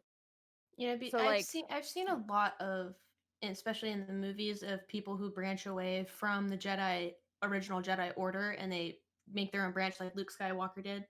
It'd be really interesting to see that same kind of perspective on the Sith side. Yeah. Mhm. Like the Sith be like, I really want to use this side of the Force, but at the same time, y'all be crazy. Right. That's You kind of know, what y'all be Kylo Ren crazy. does. Yeah. Maybe. Yeah. It's kind of how his I liked arc seeing was that, toward the actually. end. Yeah, where he was like killing Snoke. He was like all about. You think then he's turning back to good, but he's like, no, like right, let's do our own thing. Let's rule together. It's us. We're gonna make our own thing. And she's like, that sounds a little too evil. I can't get behind that. Yeah. I also want to talk about the history of the Darksaber at some Go point, if ahead. that's cool. I mean, I think that was pretty much my whole like everything that I had at least written down really about like lightsaber colors and stuff. Like I really wanted to talk about like the specific roles, like temple guards and stuff all used yellow crystals, like the way back when and stuff, like in the BBY shit. And then I think one of my favorite colors for lightsaber that I've seen is the orange one for Lobaka. Yeah. Because it symbolizes extreme strength. So it makes sense It that does make sense. a Wookiee would get an orange lightsaber. Right. That's true. But okay, so the Darksaber, it's usually associated with being an evil lightsaber, but in the beginning it was actually wielded by the Jedi Order. It was just a powerful lightsaber. And it was actually thin, flat, and curved to a point typical of that of a metallic sword. The black core of the blade appeared to draw in all surrounding light and color, leaving a faint white electrical aura along its edges. It actually hummed with a higher pitch whine than a normal lightsaber, and when the blade was active, it would make a whistle when you would swing it. Cool. You know what I'm talking about? Yeah. That That sounds reminds me sexy. of Guardians of the Galaxy. Yeah. But there was a Yeah, dude. collapse in the Galactic Republic's power over time, and the Darksaber was actually stolen by the Mandalorian warrior clans. Yeah. Oh, okay. That was the one I was thinking of. Okay. Cool. Yes, and it was passed down in generations through the Mandalorians and until it came to Tor Vizsla, who Yes. ended up getting in a huge fight with Ahsoka. Yeah, and that you should have seen the black light or the dark saber, the black lightsaber, the obsidian lightsaber, Great. yada yada, whatever. But you should have seen it then. But when he died, he entrusted the sword to Pre Vizsla, who is the current leader of the Death Watch, who in turn united the Death Watch with the Sith Lords Darth Maul and Savage Opress, which they assembled that criminal army, which is known as the New Mandalorians that we know of now. Hmm. So I'm not sure where the Darksaber went after that. I know Grievous got his hands on it after a while, and Maul was actually forced to use the Darksaber, which indicated because there was a huge struggle between Vizsla and Darth Maul at one point, and Darth Maul claimed the Darksaber, but in some time frame and doesn't really specify when, the Darksaber didn't really get along with Maul, and he was forced to use it in a duel against his former master, who was trying to bring him back under control. And he was actually defeated and subdued by Sidious at that point, which makes me wonder if the Darksaber was resistant the entire time, and that's why he lost that duel. Yeah, probably. But yeah, that was the history of it. I think Sidious got a hold of it after that, and it's kind of spotty at that point. That would make sense. Mm. Because That's yeah, really I honestly interesting. don't know where it went. The Where did it last go? we've seen it in any was sort of actually a an film ancient was in The relic. Mandalorian.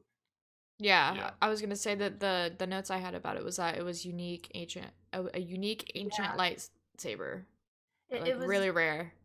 I think, when Force users first were able to create some kind of plasma sword, this was probably one of the first prototypes, and it may have been too powerful, and then that's when they moved on to a lightsaber, which was also equally powerful, but more easily creatable and subdued, Harness. Yeah, to my Wielded. knowledge, I don't think the dark saber retracts like a lightsaber does. I think it is just a stationary weapon. Okay. At least if you look at the artwork from it, it Yeah. looks every bit like almost like a metal plasma saber. Mhm. Cool. But it actually was I responsible. don't know because as far as the lore goes, don't the lightsabers work by you can turn the beams on and off with the Yeah. force, Yeah, like just at will. So I'm not sure. I'm you not you sure. would think that it There's would work the no same way. I'm not positive. I'm really not. It's just if you see a lot of artwork from it in books, it just looks like a stationary sword versus a lightsaber, which is retractable.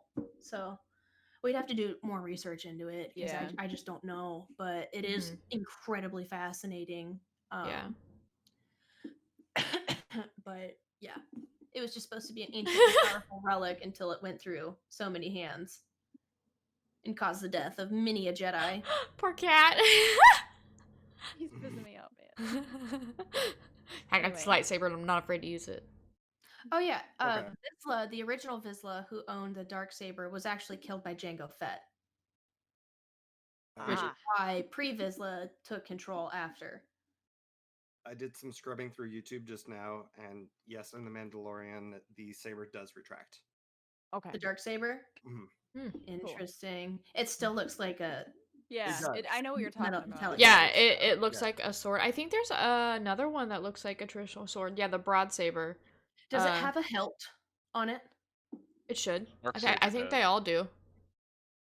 I think the dark saber does. But the broad Yeah. saber is a lightsaber with a broad flat blade that resembles a traditional sword as well. I think that can just be any color. It's just a type of lightsaber. Let's take a peek. Oh yeah, absolutely. If you look at the artwork from it, it looks almost spot on to that. Mm-hmm. Yeah. Yeah. Spot on.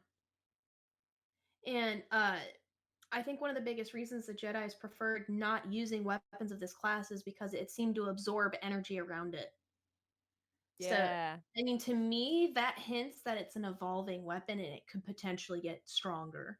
Yeah, well, Interesting. I think I read that the Mandalore specifically designed it to deflect lightsabers, which means that it probably could capture that energy too, to some degree. Cool.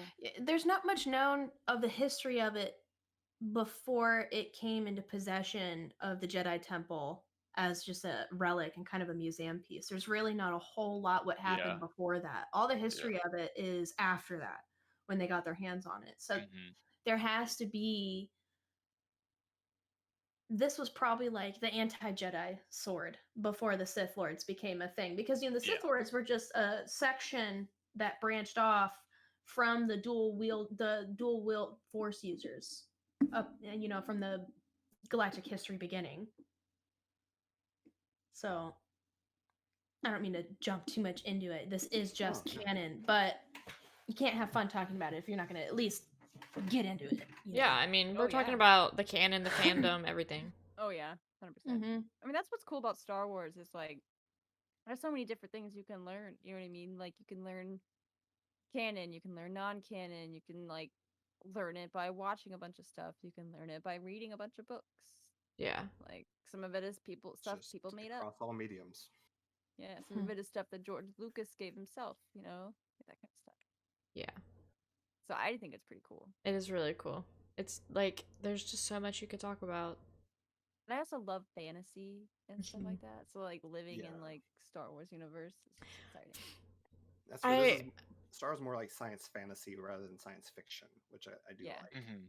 I was gonna say I kind of feel like they stopped doing this whole huge fandom type thing with big series like this, like Harry Potter, Star Wars, Lord of the Rings, all these things that started back in like the 90s and stuff that are such huge fandoms that they're still prominent today. I just feel like we're not doing that anymore. You know what I mean? Like what big shows are there out there, or things like that aren't still part of something that started a decade Marvel, ago. Capcom, I get what you're saying. Yeah. I was like, yeah, Marvel's that's good, a but big no, one now. Marvel was. I mean, But they that still started back like in the in, 90s. like, Like we're still just 2003 building on or that. You know what I mean? Yeah. Like we haven't come up with anything new that has been as good as like any of these series. The Thing golden will be era. Harry Yeah, Potter. I know. I love Harry Potter. Yeah, Harry Potter for sure. I feel like that's like our generation's Star Wars. You know what I mean? Mhm. Yeah. and Lord of the Rings. Because they're like in And their Lord of the Rings. Yeah, true. But at the same time, we're still making Star Wars movies. Exactly. So like it hasn't ended really. The Star Wars era is still Oh my going. gosh, guys, I have to say something. Okay. It's important. I was just reading more about the Darksaber, and you guys remember me talking about how even Kenobi had a lover, how she died violently. She died with the Darksaber by Darth Maul. Oh. Yeah. And it states here, after allowing Kenobi to watch as she perished, Maul had him imprisoned to live with his emotional sufferings, though the Jedi was able to escape with the assistance of Bo-Katan and her rebellious group. But it's just terrible. He killed his former lover right before his eyes. That's why he was so pumped to fucking kick his ass in Phantom. Yeah. Because like I remember when they were going through the gates and Qui-Gon was sitting there like meditating, and Obi-Wan was like, "I'm ready, like open it." Let me at him. Let me at him. Well, he also ended up killing Qui-Gon, so. Yeah, and that just fueled it even more. Obi-Wan, like that was his biggest enemy right there. Yeah. Yep. I thought Reg was gonna go check the soup again. I thought that's why she got excited. Somebody actually asked earlier when she got up if she was going to check the soup in my chat, and I thought it was hysterical. Was that Rec? No, that was your crazy vodka cousin. That was Monica. Monica. So I've got some little known facts about Star Wars. You guys want to hear them? Yeah. Like the whole series. Like the word Ewok has never been mentioned You're right. in any of the movies. Really? C-3PO and R2 are the only characters to appear in every movie. Oh my gosh, guys. Qui-Gon Jinn's lover actually made an appearance in The Legacy of the Jedi. Who? Qui-Gon Jinn's lover? Yeah, it was Tall. She's the female Norian Jedi Master who served as the librarian of the Jedi Archives. Yeah. Yeah. Oh. Yeah. That's so And cool. I'm lost. she was I'm like, also she fell in love with Qui-Gon Jinn, and she had Yep. 2 of his children, Kin Jinn and Night Yvain. Hmm. Oh know my them. gosh. But I know her. That's crazy. Yeah. Yeah, she ended up getting captured by somebody and tortured, and as soon as he got to her, she like died of her wounds. It was terrible, Yeah, but and I'm sure the kids got killed by Anakin. So Yeah. oh, ow, Too soon? Cinema. ouch! I Too mean- soon. Ow, That was too soon. ow. don't know. We need to see that scene in Star Wars, but just like little kids just being all flooded, like what's going on, and then just ting. Yeah. Ting. And George Lucas's wife, Marcia, was also a respected film editor back then, Cool. and helped a lot during like the original films. And Harrison Ford said to Lucas, he was like, he said, "You can type this shit, George, but you sure can't say it." And he was like, "Yeah, Marcia was behind all of this. That's why." Nice. That's great. knowing George or Harrison Ford too, it's like that's something he would say. Oh like, yeah. There was a funny interview with Mark Hamill talking about working with Harrison Ford, and they were like you had like the granddaddy of all secrets, like knowing like the truth behind it, no, I am your father, and they're asking him about that, and he's like, well, I mean, back then nobody cared. It was just like we just had one movie, and that's all it was. So it was just like Yep. the second movie's coming out, and I was just like, I guess this is what that's gonna happen. Whatever. Well, one of his children definitely didn't die because Qui-Gon Jinn is Rey's grandfather, according to what I'm reading. Oh wow. Ray Whoa. Qui-Gon. Sorry. I was about to say, wait, what? Ray Qui-Gon. Excuse me. Heard. Gotcha. Correction. Gotcha. But- Gotcha. Yes. Hmm. I'll be So right back. at least one of his children survived. Oh, I gotta pee. that had to have been Kin Jinn that survived because obviously that name would carried on, and Night Yvain did not. I don't know if they had children or not. So So in this interview, they were asking about that, and then also they're like, well, did you have any like fun interactions with Harrison? And he's like, well, there was a scene like after we get out of the garbage chute, I had just been like dunked in the water and everything, and like my hair's all wet and everything, and then just like a few scenes later, we shot later, and like my hair's back to dry and everything. I Yeah. told someone running on set, I was like, shouldn't I be? Or told Harrison, he's like, shouldn't I like go? This is right after we get out of there. Shouldn't I like, get my head wet and everything? He's like, listen, kid, this isn't that kind of movie. If they're paying attention to your hair, then we're all in trouble. Yeah. Yeah. That's pretty funny. And because it's George Lucas, because George Lucas and Steven Spielberg were such good friends, he put the ETs, aliens, in the Galactic Senate. Yep. Yes. You can see them. Forgot You can see about like that. 3 or 4 of them in the little pod. Oh, really? That's I so didn't know cool. that. That's funny. And like, yeah, George Lucas and Spielberg were like really good friends back in the day, like They worked predating on Episode Indiana 4. Jones together. Yeah. Yep. And I think Lucas was kind of hesitant about putting out Episode 4, or like even like trying to produce it, and Spielberg kind of He kicked him in couldn't get it in the sold. pants a little bit. Well, he couldn't get it sold to begin with. He kept Oh. trying to. Didn't Spielberg pick him up or something, or like? Maybe. I know he was trying like a bunch of these different studios, and they were like, no. Yeah, And it was. I then- got it right here. Alan Ladd Jr. picked it Okay. up because he was like the big wig back Mhm. then. And they're like, we'll take a Um, shot on this guy who did American Graffiti, which is also a great movie if y'all haven't seen. It's basically Happy Days, but a movie. It's kind of what Happy Days was based. Yeah. Well, Yeah. it was inspired by, not based on, Yeah. but it was kind of Yeah. inspired by that. Right. But yeah, he had trouble with Alan Ladd, and so he was like, all right, so I'll reduce my directing fee, but I would still want all the rights to all the tchotchkes and toys and all the licensing Yes. for all that. Tchotchkes. Yeah. Yeah, he marketing was Hi, big BB-8. thing. 20 billion. That's what he Oh revenued. yeah, that's Hi, why. BB-8. I mean, even down to the titles of the movie, it was initially Revenge of the Jedi, but he changed it to Return of the Jedi because fewer letters would save money every year on packaging and everything. Yeah. Oh my Wow. god, wow. Yep. Wow. Maximizing Wow. profit. Wow. Yeah. Wow. Wow. Wow. Wow. Wow. All right. Enough of that. All right. So I don't know if y'all were necessarily talking about anything, but I know next on our little list right here, we do have the Jedi lightsaber fighting styles. If y'all wanted to lead into that, I'm super pumped about it. 7 forms? Is that what you're talking about? Yeah. 7 different forms, Yeah. yes. 7 forms. 7 different Jedi lightsaber fighting styles.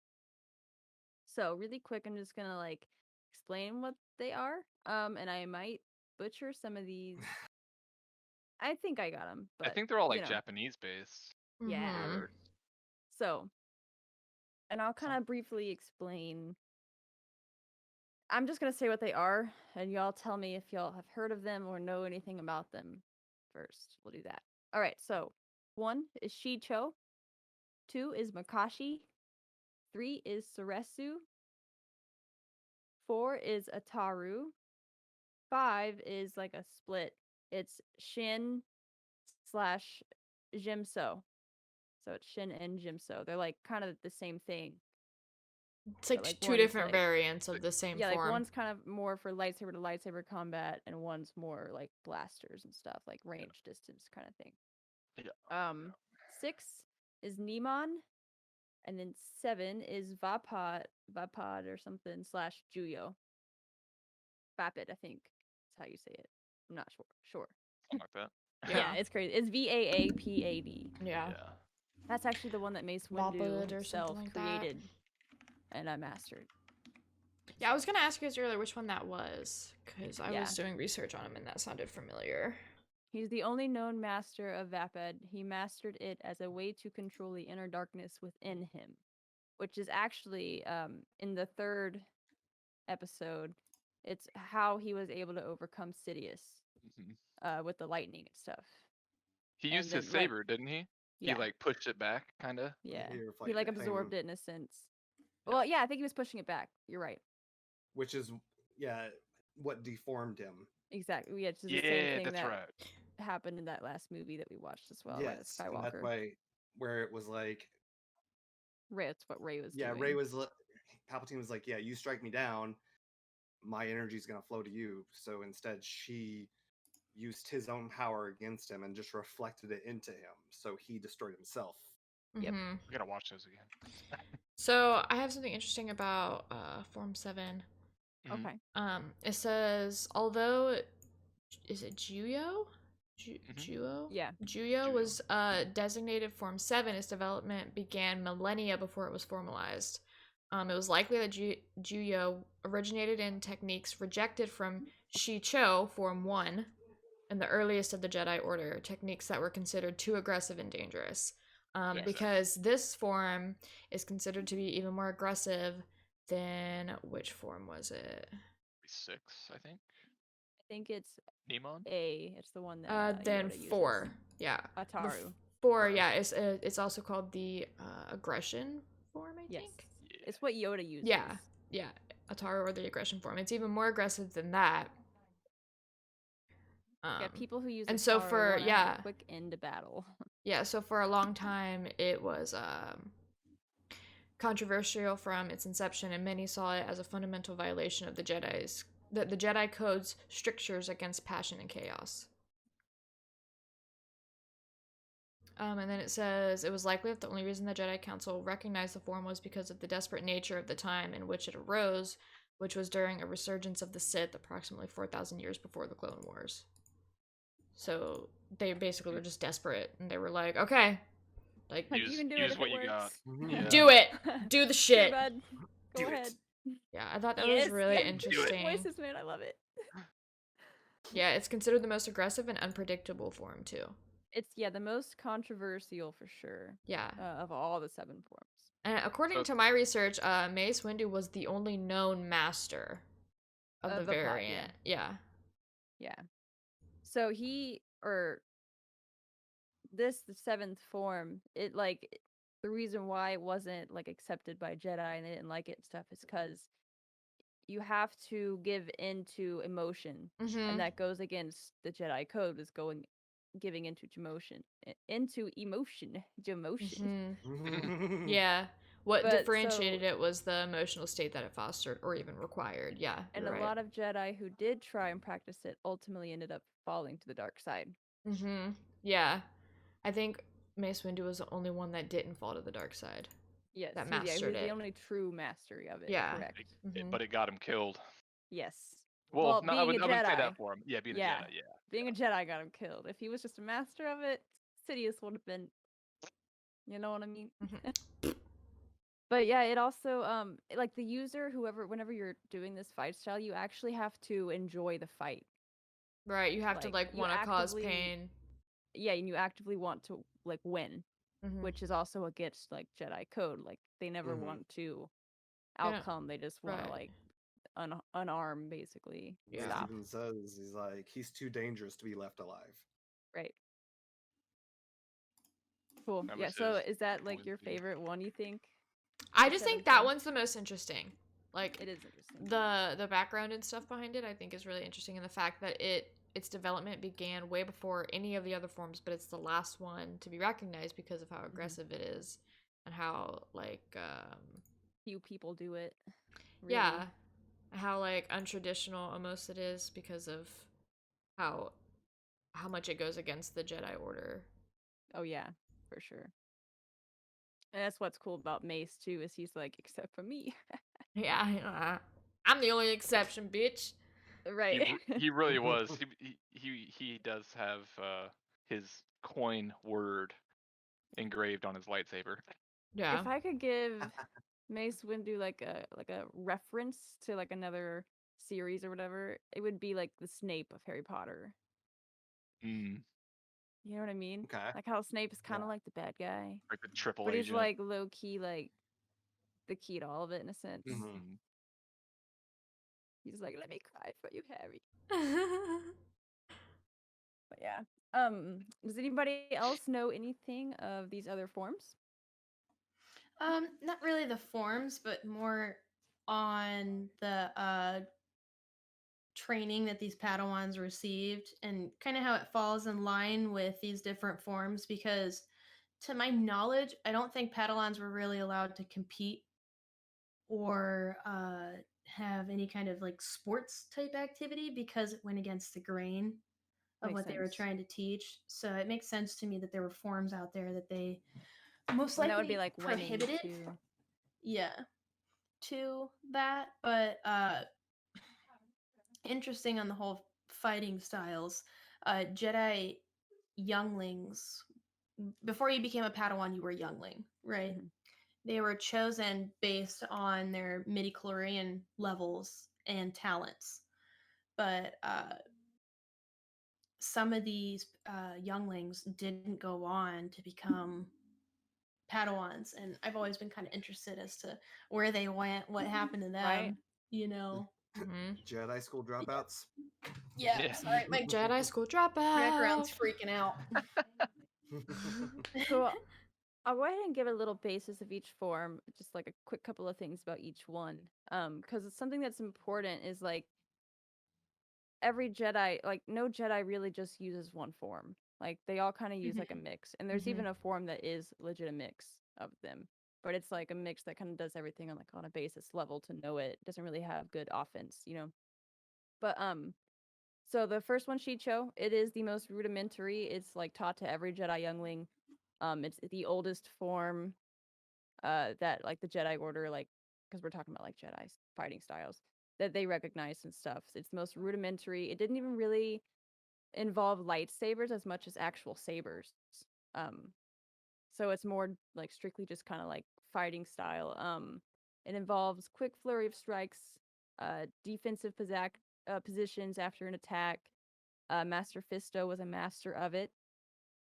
I think it's meant to. I didn't actually write this, but I'm pretty sure I read it. It's meant to unarm rather than, you know, to like stop a fight. Yeah. So that's like one. It's very basic. 2, Makashi, it merged from Form 1, Shicho. They basically realized this is whenever lightsabers actually came into play. They realized that instead of just defending, they need to actually overcome battles and stuff too. So it kind of added the offensive side to it. So it's definitely a lot of like defensive stuff, but it's like there's more elegant, complex footwork and stuff. It's like more trying to outwit. Like it's very, like I said, elegant. Accuracy and timing are important. Careful and hand. controlled. Yeah, careful It and almost controlled. reminds me of like fencing, but more defensive. Exactly. Yeah, exactly. And Count Dooku was a master of this one. Hmm. He was like the master of Form 2. Actually, he even, whenever he trained Asajj Ventress, Yoda was able to realize that Ventress was Dooku's apprentice or whatever at the time, because of her fighting style. It was really similar to Count Dooku's. And Yoda recognized Dooku's handiwork. This type of fighting style also benefits from a curved hilt lightsaber, and True. Dooku's lightsaber is a curved hilt. So that's something like different fighting styles and stuff like require different like hilts and everything. That's the only one that I really like saw whenever I was researching, whenever it talked about like the hilt shape and stuff. But yeah. I think that was pretty cool. Yeah, it gives it fits better in the palm and it gives greater control over fluid movements. The third one's Resu. This one is Obi-Wan was the master of. To be a master of Seresu, you gotta be very patient. You gotta learn patience. Is really good for defense against like ranged attacks like blasters and stuff. Really came about whenever blasters started coming like prominent in wars. It was a focal point of Jedi training because of that. It incorporates short sweeps, quick dodges, and tight moves. In prolonged battles, it was really important because it was able to, like deflect a bunch of like blasters and stuff while planning attack or like while spotting weaknesses and stuff. And this Basically is turn their why, sword into a shield. yeah, and this is why Obi-Wan was really a master of it because like if you think of all the fights that you see Obi-Wan in, he's legit just like deflecting until he can like get in. He's wit, he's smart. He's always thinking 3 steps ahead. And I feel like that's like pretty much describes this fighting style. Yeah, Obi-Wan was a master. General Grievous actually even used this as well. Kinda. He more used the 5th form, actually. All right. 4th form is a Taru. This is one we were talking about a little bit earlier. Yoda definitely uses it. Ahsoka even uses this a little bit. Whenever this is like very acrobatic. It's the most aggressive. It relies heavily on the Force because they do a bunch of like cartwheels and somersaults, and they attack from every angle instead of just attacking like one-on-one, like side to side. Like they try to attack you from literally everywhere. Like they hope to bring a quick end to the battle. Like that's their main goal. Like when Yoda was fighting Tyrannus, Dooku. Yes, that's the best example. Yeah. But yeah, you can actually even see Ahsoka kind of use it in Clone Wars too. And I always noticed that, and I'm surprised that nobody really talked about it, but it's definite. I think it's a definite thing. Go ahead. On that note, Ahsoka, I don't know if you guys knew this, fights Darth Vader at one point. Yes, Actually Rebels, right? bests him. I haven't seen it yet, but I can't wait. Oh, okay. I don't want to say anymore. I need to watch Rebels. Oh no, The I already article know. did say spoilers, so I don't want to say too much. Well, I already know like all the spoilers, so you can totally like say. I just haven't like physically seen it with my own eyes. You know what I mean? So Form 5? Yeah, we're on 5. Oh yeah, Form 5. This one's I obviously really like because Anakin and Ahsoka are known users of it. It's the Shin and Jimso. And so it kind of goes off of Form 3, the Serestu, the one that Obi-Wan is a master of when it comes to... So whereas Form 3, whenever they're getting shot by blasters and stuff, they just deflect like the rays or the blaster shots and stuff. Form 5, the Shin part is more focused on directing it back towards them. So like, whenever they'll like wave their lightsaber and it'll go back towards the droid and they'll like explode. That's like more Form 5. And you see Ahsoka do it all the time in Clone Wars. That's why I think they said that she's like the master of this or whatever. You see Anakin do it a lot too in the movies. Yeah, I remember Anakin is- specifically him like doing the circle with his lightsaber and just deflecting them back. Yes, exactly. Yep. And they'll do it like whenever they're like running like behind him, they'll just be like, Mhm. "Vroom." It's pretty cool. I love it. But Xi'an is known as the Perseverance form. It came first. It was designed to shield against blaster fire. Best when the Jedi is taken on hordes. It directs them back at the enemy. And the Jimso is the one that relies more on parries and blocks during lightsaber combat. So it's more as like rather than just deflecting, they're like more trying to like turn it back on them. I don't know as much about fighting styles, like specific names and everything, but that's kind of what it is more like. They're the same thing, but one's for blasters, one's for lightsabers. And yeah, Ahsoka and Anakin are literally like known for it. So I wanted it's to add also- in really quick. Sorry, I didn't mean to interrupt. No, go ahead. That the Shine or Sheen variant of it allows the Right. utilization of an unconventional reverse grip, which is what Ahsoka uses. I when was she just about to fights. say that. I You're love great. the Yeah. reverse grip. I do too. I love it. Which is really cool. It's like the only form that allows a reverse grip. Yeah. And you see Rey do that in the movies Yeah. too. You see her, and I'm Mhm. just like, man, Rey's literally doing all. I saw like every freaking fighting style with Rey, and it makes sense as to why she got the like. Yellow She probably lightsaber, uses too, the you know? the next fighting style, the one that incorporates all of them. She did have some of the Yes. Jedi texts, so it would make sense Yes. that she would just be going through and learning everything. Yeah. Learning everything, yeah. So yeah, the next fighting style is Niman, and it's like literally a merging of all the styles. Darth Maul was really known for it. It's basically Jedi could eliminate all the weaknesses found in each method. It allows Jedi to triumph over an opponent without dominating them. Darth Maul was. It's literally just like a combination of all of them. It's like jack of all trades type of thing, except for 7. It's everything before. It's like a jack of all those trades. Mm-hmm.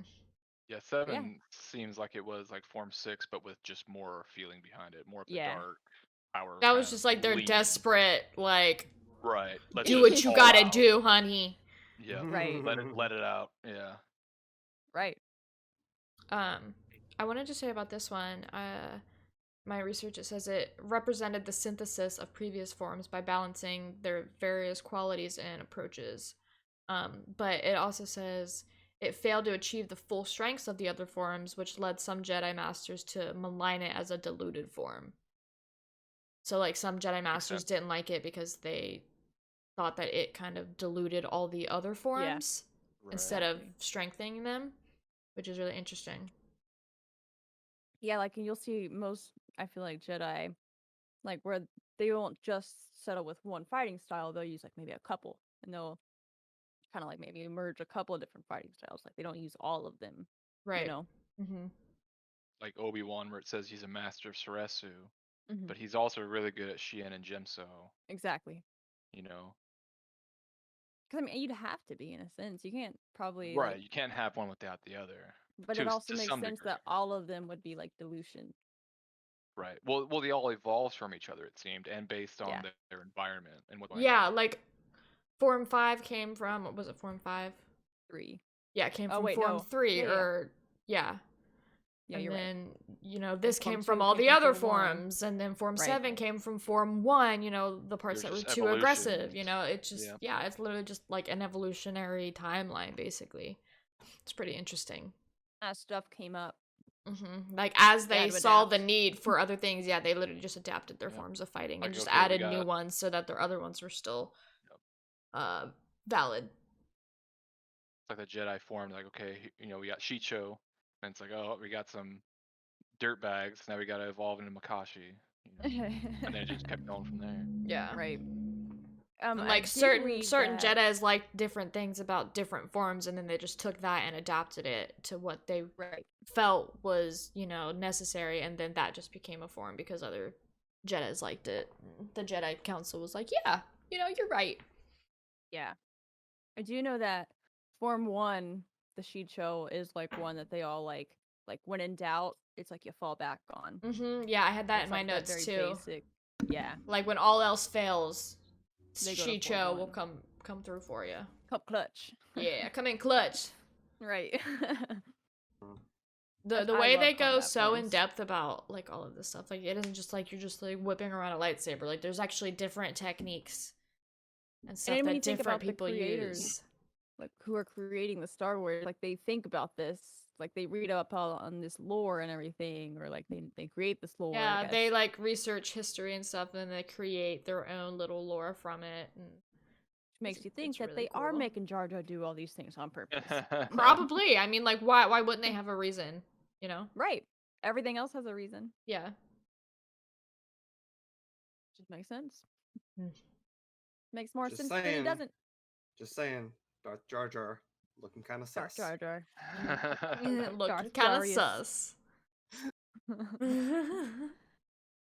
I think my favorite of the fighting styles, probably 4. 'Cause 4? it's the very acrobatic one.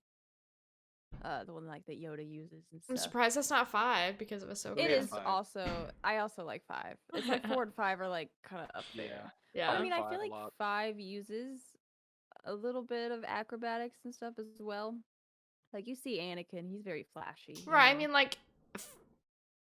uh, Which I you was- I probably think that's just his style. right. He likes, you know, like I he was just fucking being love flashy because Anakin, he dude. could. Yeah. The thing is that 4 and He's like, I 5, it know just I'm a isn't as badass. aggressive. He is. He's the best flyer in the galaxy. Yeah, Yeah. it's not as aggressive. I agree. Yeah, like the whole, But- like the defining feature is that it's aggressive and it's all Aggressive. about offense and speed and agility. Like it's just Yeah. all about getting the shit done and getting out of there. Once he and Obi-Wan got, were older in episode 4, their fighting was a lot more basic, and while realistically, it was movie being filled at the time, they were just doing whatever, but it's like through the lore they were like playing chess with each other because they were like trying to just predict each other's moves. That's why there was not as much like acrobats or anything like that. It was just them like, all right. I we're remember gonna that do scene. I this. think you're talking Yeah. about. Yeah, it is on the Death Star. Mm-hmm. Where when Obi-Wan then just is like, all right, he accepts it, and then he is at peace, and that's why when he gets struck down, it's just nothing, and Vader's like, where'd you go? What happened? Yeah. It was Wait, weird during that wait, what scene. happened? It's like Obi-Wan like knew it was gonna happen. He just like, all right, my time's done. Like I did what I needed to do. Mm-hmm. That was Not my it. problem. Yeah, he was accepting of it. Foreshadowed earlier in Yeah. the show too, earlier in the movie too, when when they were initially leaving when they were in the Death Star, leaving the room to figure out, all right, you're gonna do this, you do this. Luke was like, "Oh, I'll go with you." He's like, "Your path is different. Your path lies different than mine." Yeah. So he already knew. He's like, "I'm It's gonna do time. this." Yeah. Yeah. Yep. That's so sad. Right. Oh, I love Obi-Wan too. I There's hate, so many when, favorites. when they have to kill off characters. I know. Makes me sad. Ugh. Right. For real. See, Darth Vader kind of had to adapt his fighting style too, because whenever he was Anakin, he was a lot more acrobaty. You know what I mean? He was a lot more show offy and stuff. But when he was Darth Vader, obviously his mobility changed a little bit. He's not, a juicy hunk of meat anymore. He's fucking a robot, basically. Yeah, That right. acrobatic style is what What he got used him, yeah. Yeah, seems exactly. like force he had the or high ground. Form 6 Nemon, because it says they use Mhm. form with force-based combat. Yeah. It's Mhm. accompanied, lightsaber combat with force-based combat. Mm-hmm. Right. He does that in Empire where when he's fighting Luke, he just literally he just puts his lightsaber down and just starts throwing shit at him. Like, Yeah, like I'm yeah. just playing with you. Yep. Freaking whenever Dooku and Yoda when they first are fighting in that like really iconic scene. At first they're just throwing stuff at each other with the Force or whatever, and then Oh, like yeah. Yoda's just like, much to learn you have. Yep. And stuff, and then Dooku's like, clearly we aren't gonna settle this with our knowledge of the Force, but rather Yep. our knowledge or our skills with a lightsaber. I'm like, ah, cool. Cool. And I was at the same time, I was like, but Yoda was your master. I think he could still like whoop you around. Like He Yeah. could whoop I your think you were a ass. little shocked whenever you saw him absorb that electricity, Yep. because you didn't learn that from Yoda. Yoda never taught that to you. Mm-hmm. But all of a sudden, Yoda's just like, Still got some bag of tricks. just sucker. kidding, buddy. Still got some tricks up my sleeve, bitch. I didn't Yep. teach you everything. And that's whenever Dooku was like, maybe we should just fight with a lightsaber. Yeah. He's like, okay. I got a lightsaber. What about you? You're a little old man. Maybe I could beat you this way. And then Yoda's like, Watching Yoda "Alright, hop around whatever. though. Let me limp over here for a second, and then And then whoa, whoa, whoa, whoa, whoa. He has that same fighting style in Battlefront 2. Mm-hmm. Yeah, I yeah, know. I I love it. I want to. I can't play with him though because I'm just not good at it. Yeah. Wow, wow, wow, wow, That's wow. probably who I'd like to play with. I'm good with Sith characters. For being honest here. Force choke. Yep, exactly. Lightning. Is there any thing in any of the chats that we have? Yeah, any viewer anything we could questions or bring up? anything? I don't think so. Monica or Mochi, sorry, said Kylo #1 Bay in my heart. But that was pretty much That's who it. she stands, And or she she said that we all look so stands? beautiful. Aw, thank Aw, you. I thank hope you're feeling better. Yeah, we do hope you're feeling better today.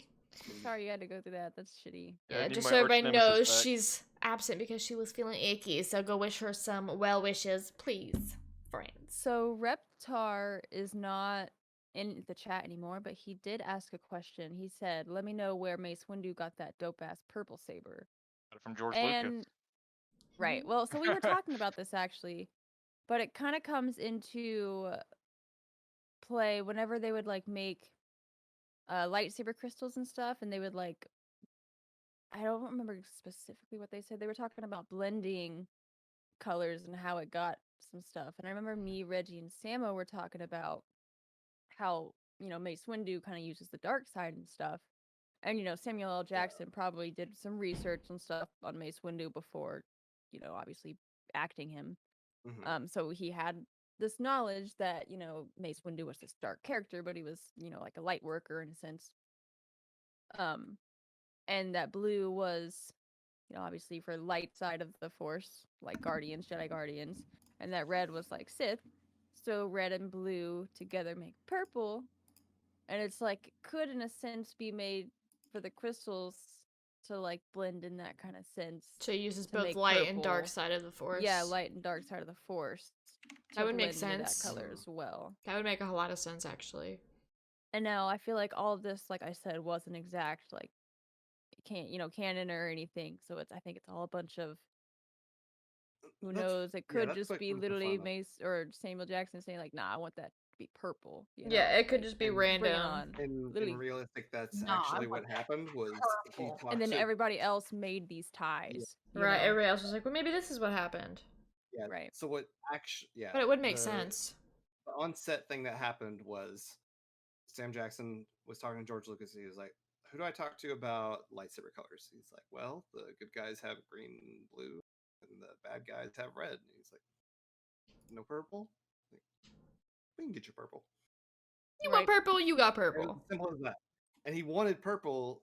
From what I could tell, he wanted purple because in Clone Wars there was so much crap going on the screen with all there was like a billion lightsabers going on. Oh yeah. He wanted Wanted to his stand watch it out. to be able to wanted to be able to stand out and be like, there I am, there it is. Makes So sense. that was the logistical side of it, but I do like that we can kind of pull. We can all like this other make a stuff in. lore out of it. Yeah. Yeah. Mhm. Because I mean, like This is that it would for make the sense for that Clone Wars and stuff. individual person at least Mhm. Right. to be pulling from both light and dark side of the Force. So Mhm. that's kind of cool. Right. Like, and yeah, that's totally probably something just somebody pulled from that. Oh, Mace Windu's saber is Like, just like a weird coincidence. right. Mhm. When yeah, in all reality, Samuel L. Jackson was like, "No, I want the purple one because I want to stand out." Nah, man, I just want to have the cool purple one. Right. Purple's my favorite color. Right. I I mean, want the one that says "badass motherfucker" on it. right. I want Can't the blame dark 'em. saber because I'm extra like that. And then yeah, like I know Reptar had a bunch to say about the Jar Jar stuff, but I think we pretty much discussed it. Yeah. Well, Yeah, that's all I Yeah. had for my viewer questions and comments. Same. Does anybody else have any questions? Anything they else wanted to wanna add? Want a little we ad? pretty much went over everything. I'm gonna I'm get an sure we Ahsoka could do a tattoo. second Mm. podcast. Yeah, oh, on we can definitely do a Yeah. part 2 on this. We only went over like Well, see, the there's, bare like- minimum. Whenever the Mandalorian Got a comes bad back feeling out about again, this. I'd like to dive into the Mandalorian lore. Like Yeah. specifically, yeah. I love the Yeah, Mandalorians. It was so They're good. pretty cool. This show was so good. And then I I'd didn't even like to anticipate it just being that good. dissect the movies, low key, like talk about like the Mhm. timeline. Hell yeah. That could be a whole freaking podcast. For Yeah. real There's though. so many things you can do. Same like with Harry Potter and Lord of the Rings. Like you can dissect them in so many ways. Mm-hmm. Yeah. So this is like could be many episodes. Oh, Like I yeah, feel like this for was sure. a very vague episode Mm-hmm. about it. You know what I mean? Yeah, like we just kind of Mhm. scratched the surface a little bit. Yeah. Like I kind of just like all Yeah. these things that we talked about are like the things that I like about Star Wars, the Star Wars universe, like using the Force, like Jedi and stuff. Kind of and then, basic, like, general things. fighting styles. Yeah. So Yeah. I feel like it's pretty good, at least first one to do. Hell yeah. We can always dive into more stuff later. I Well, think since that's we're doing another rip. podcast about it at some point, quoting, "I have a very bad feeling," or have a bad feeling about this. Yeah. Appropriate, because that's said in every movie. Yep. You're right. Yep. I've got a bad feeling about this. You're right.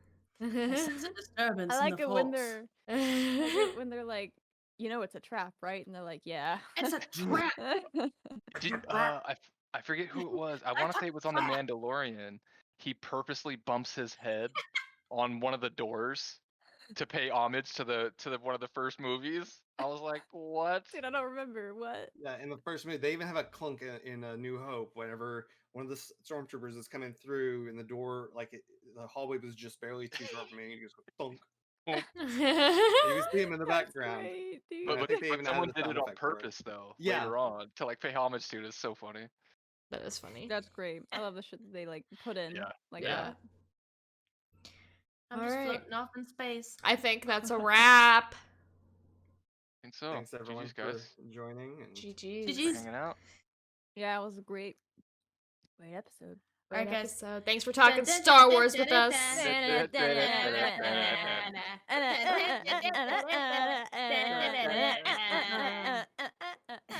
Bye, guys. Thanks for hanging out. We'll see you next week. See you next week, y'all. Bye. Bye. Thank you for watching. Thank you. May the Force be with you. May the Force. May the May fourth the- be with you. May the May the fourth be with you. May the 4th be with you.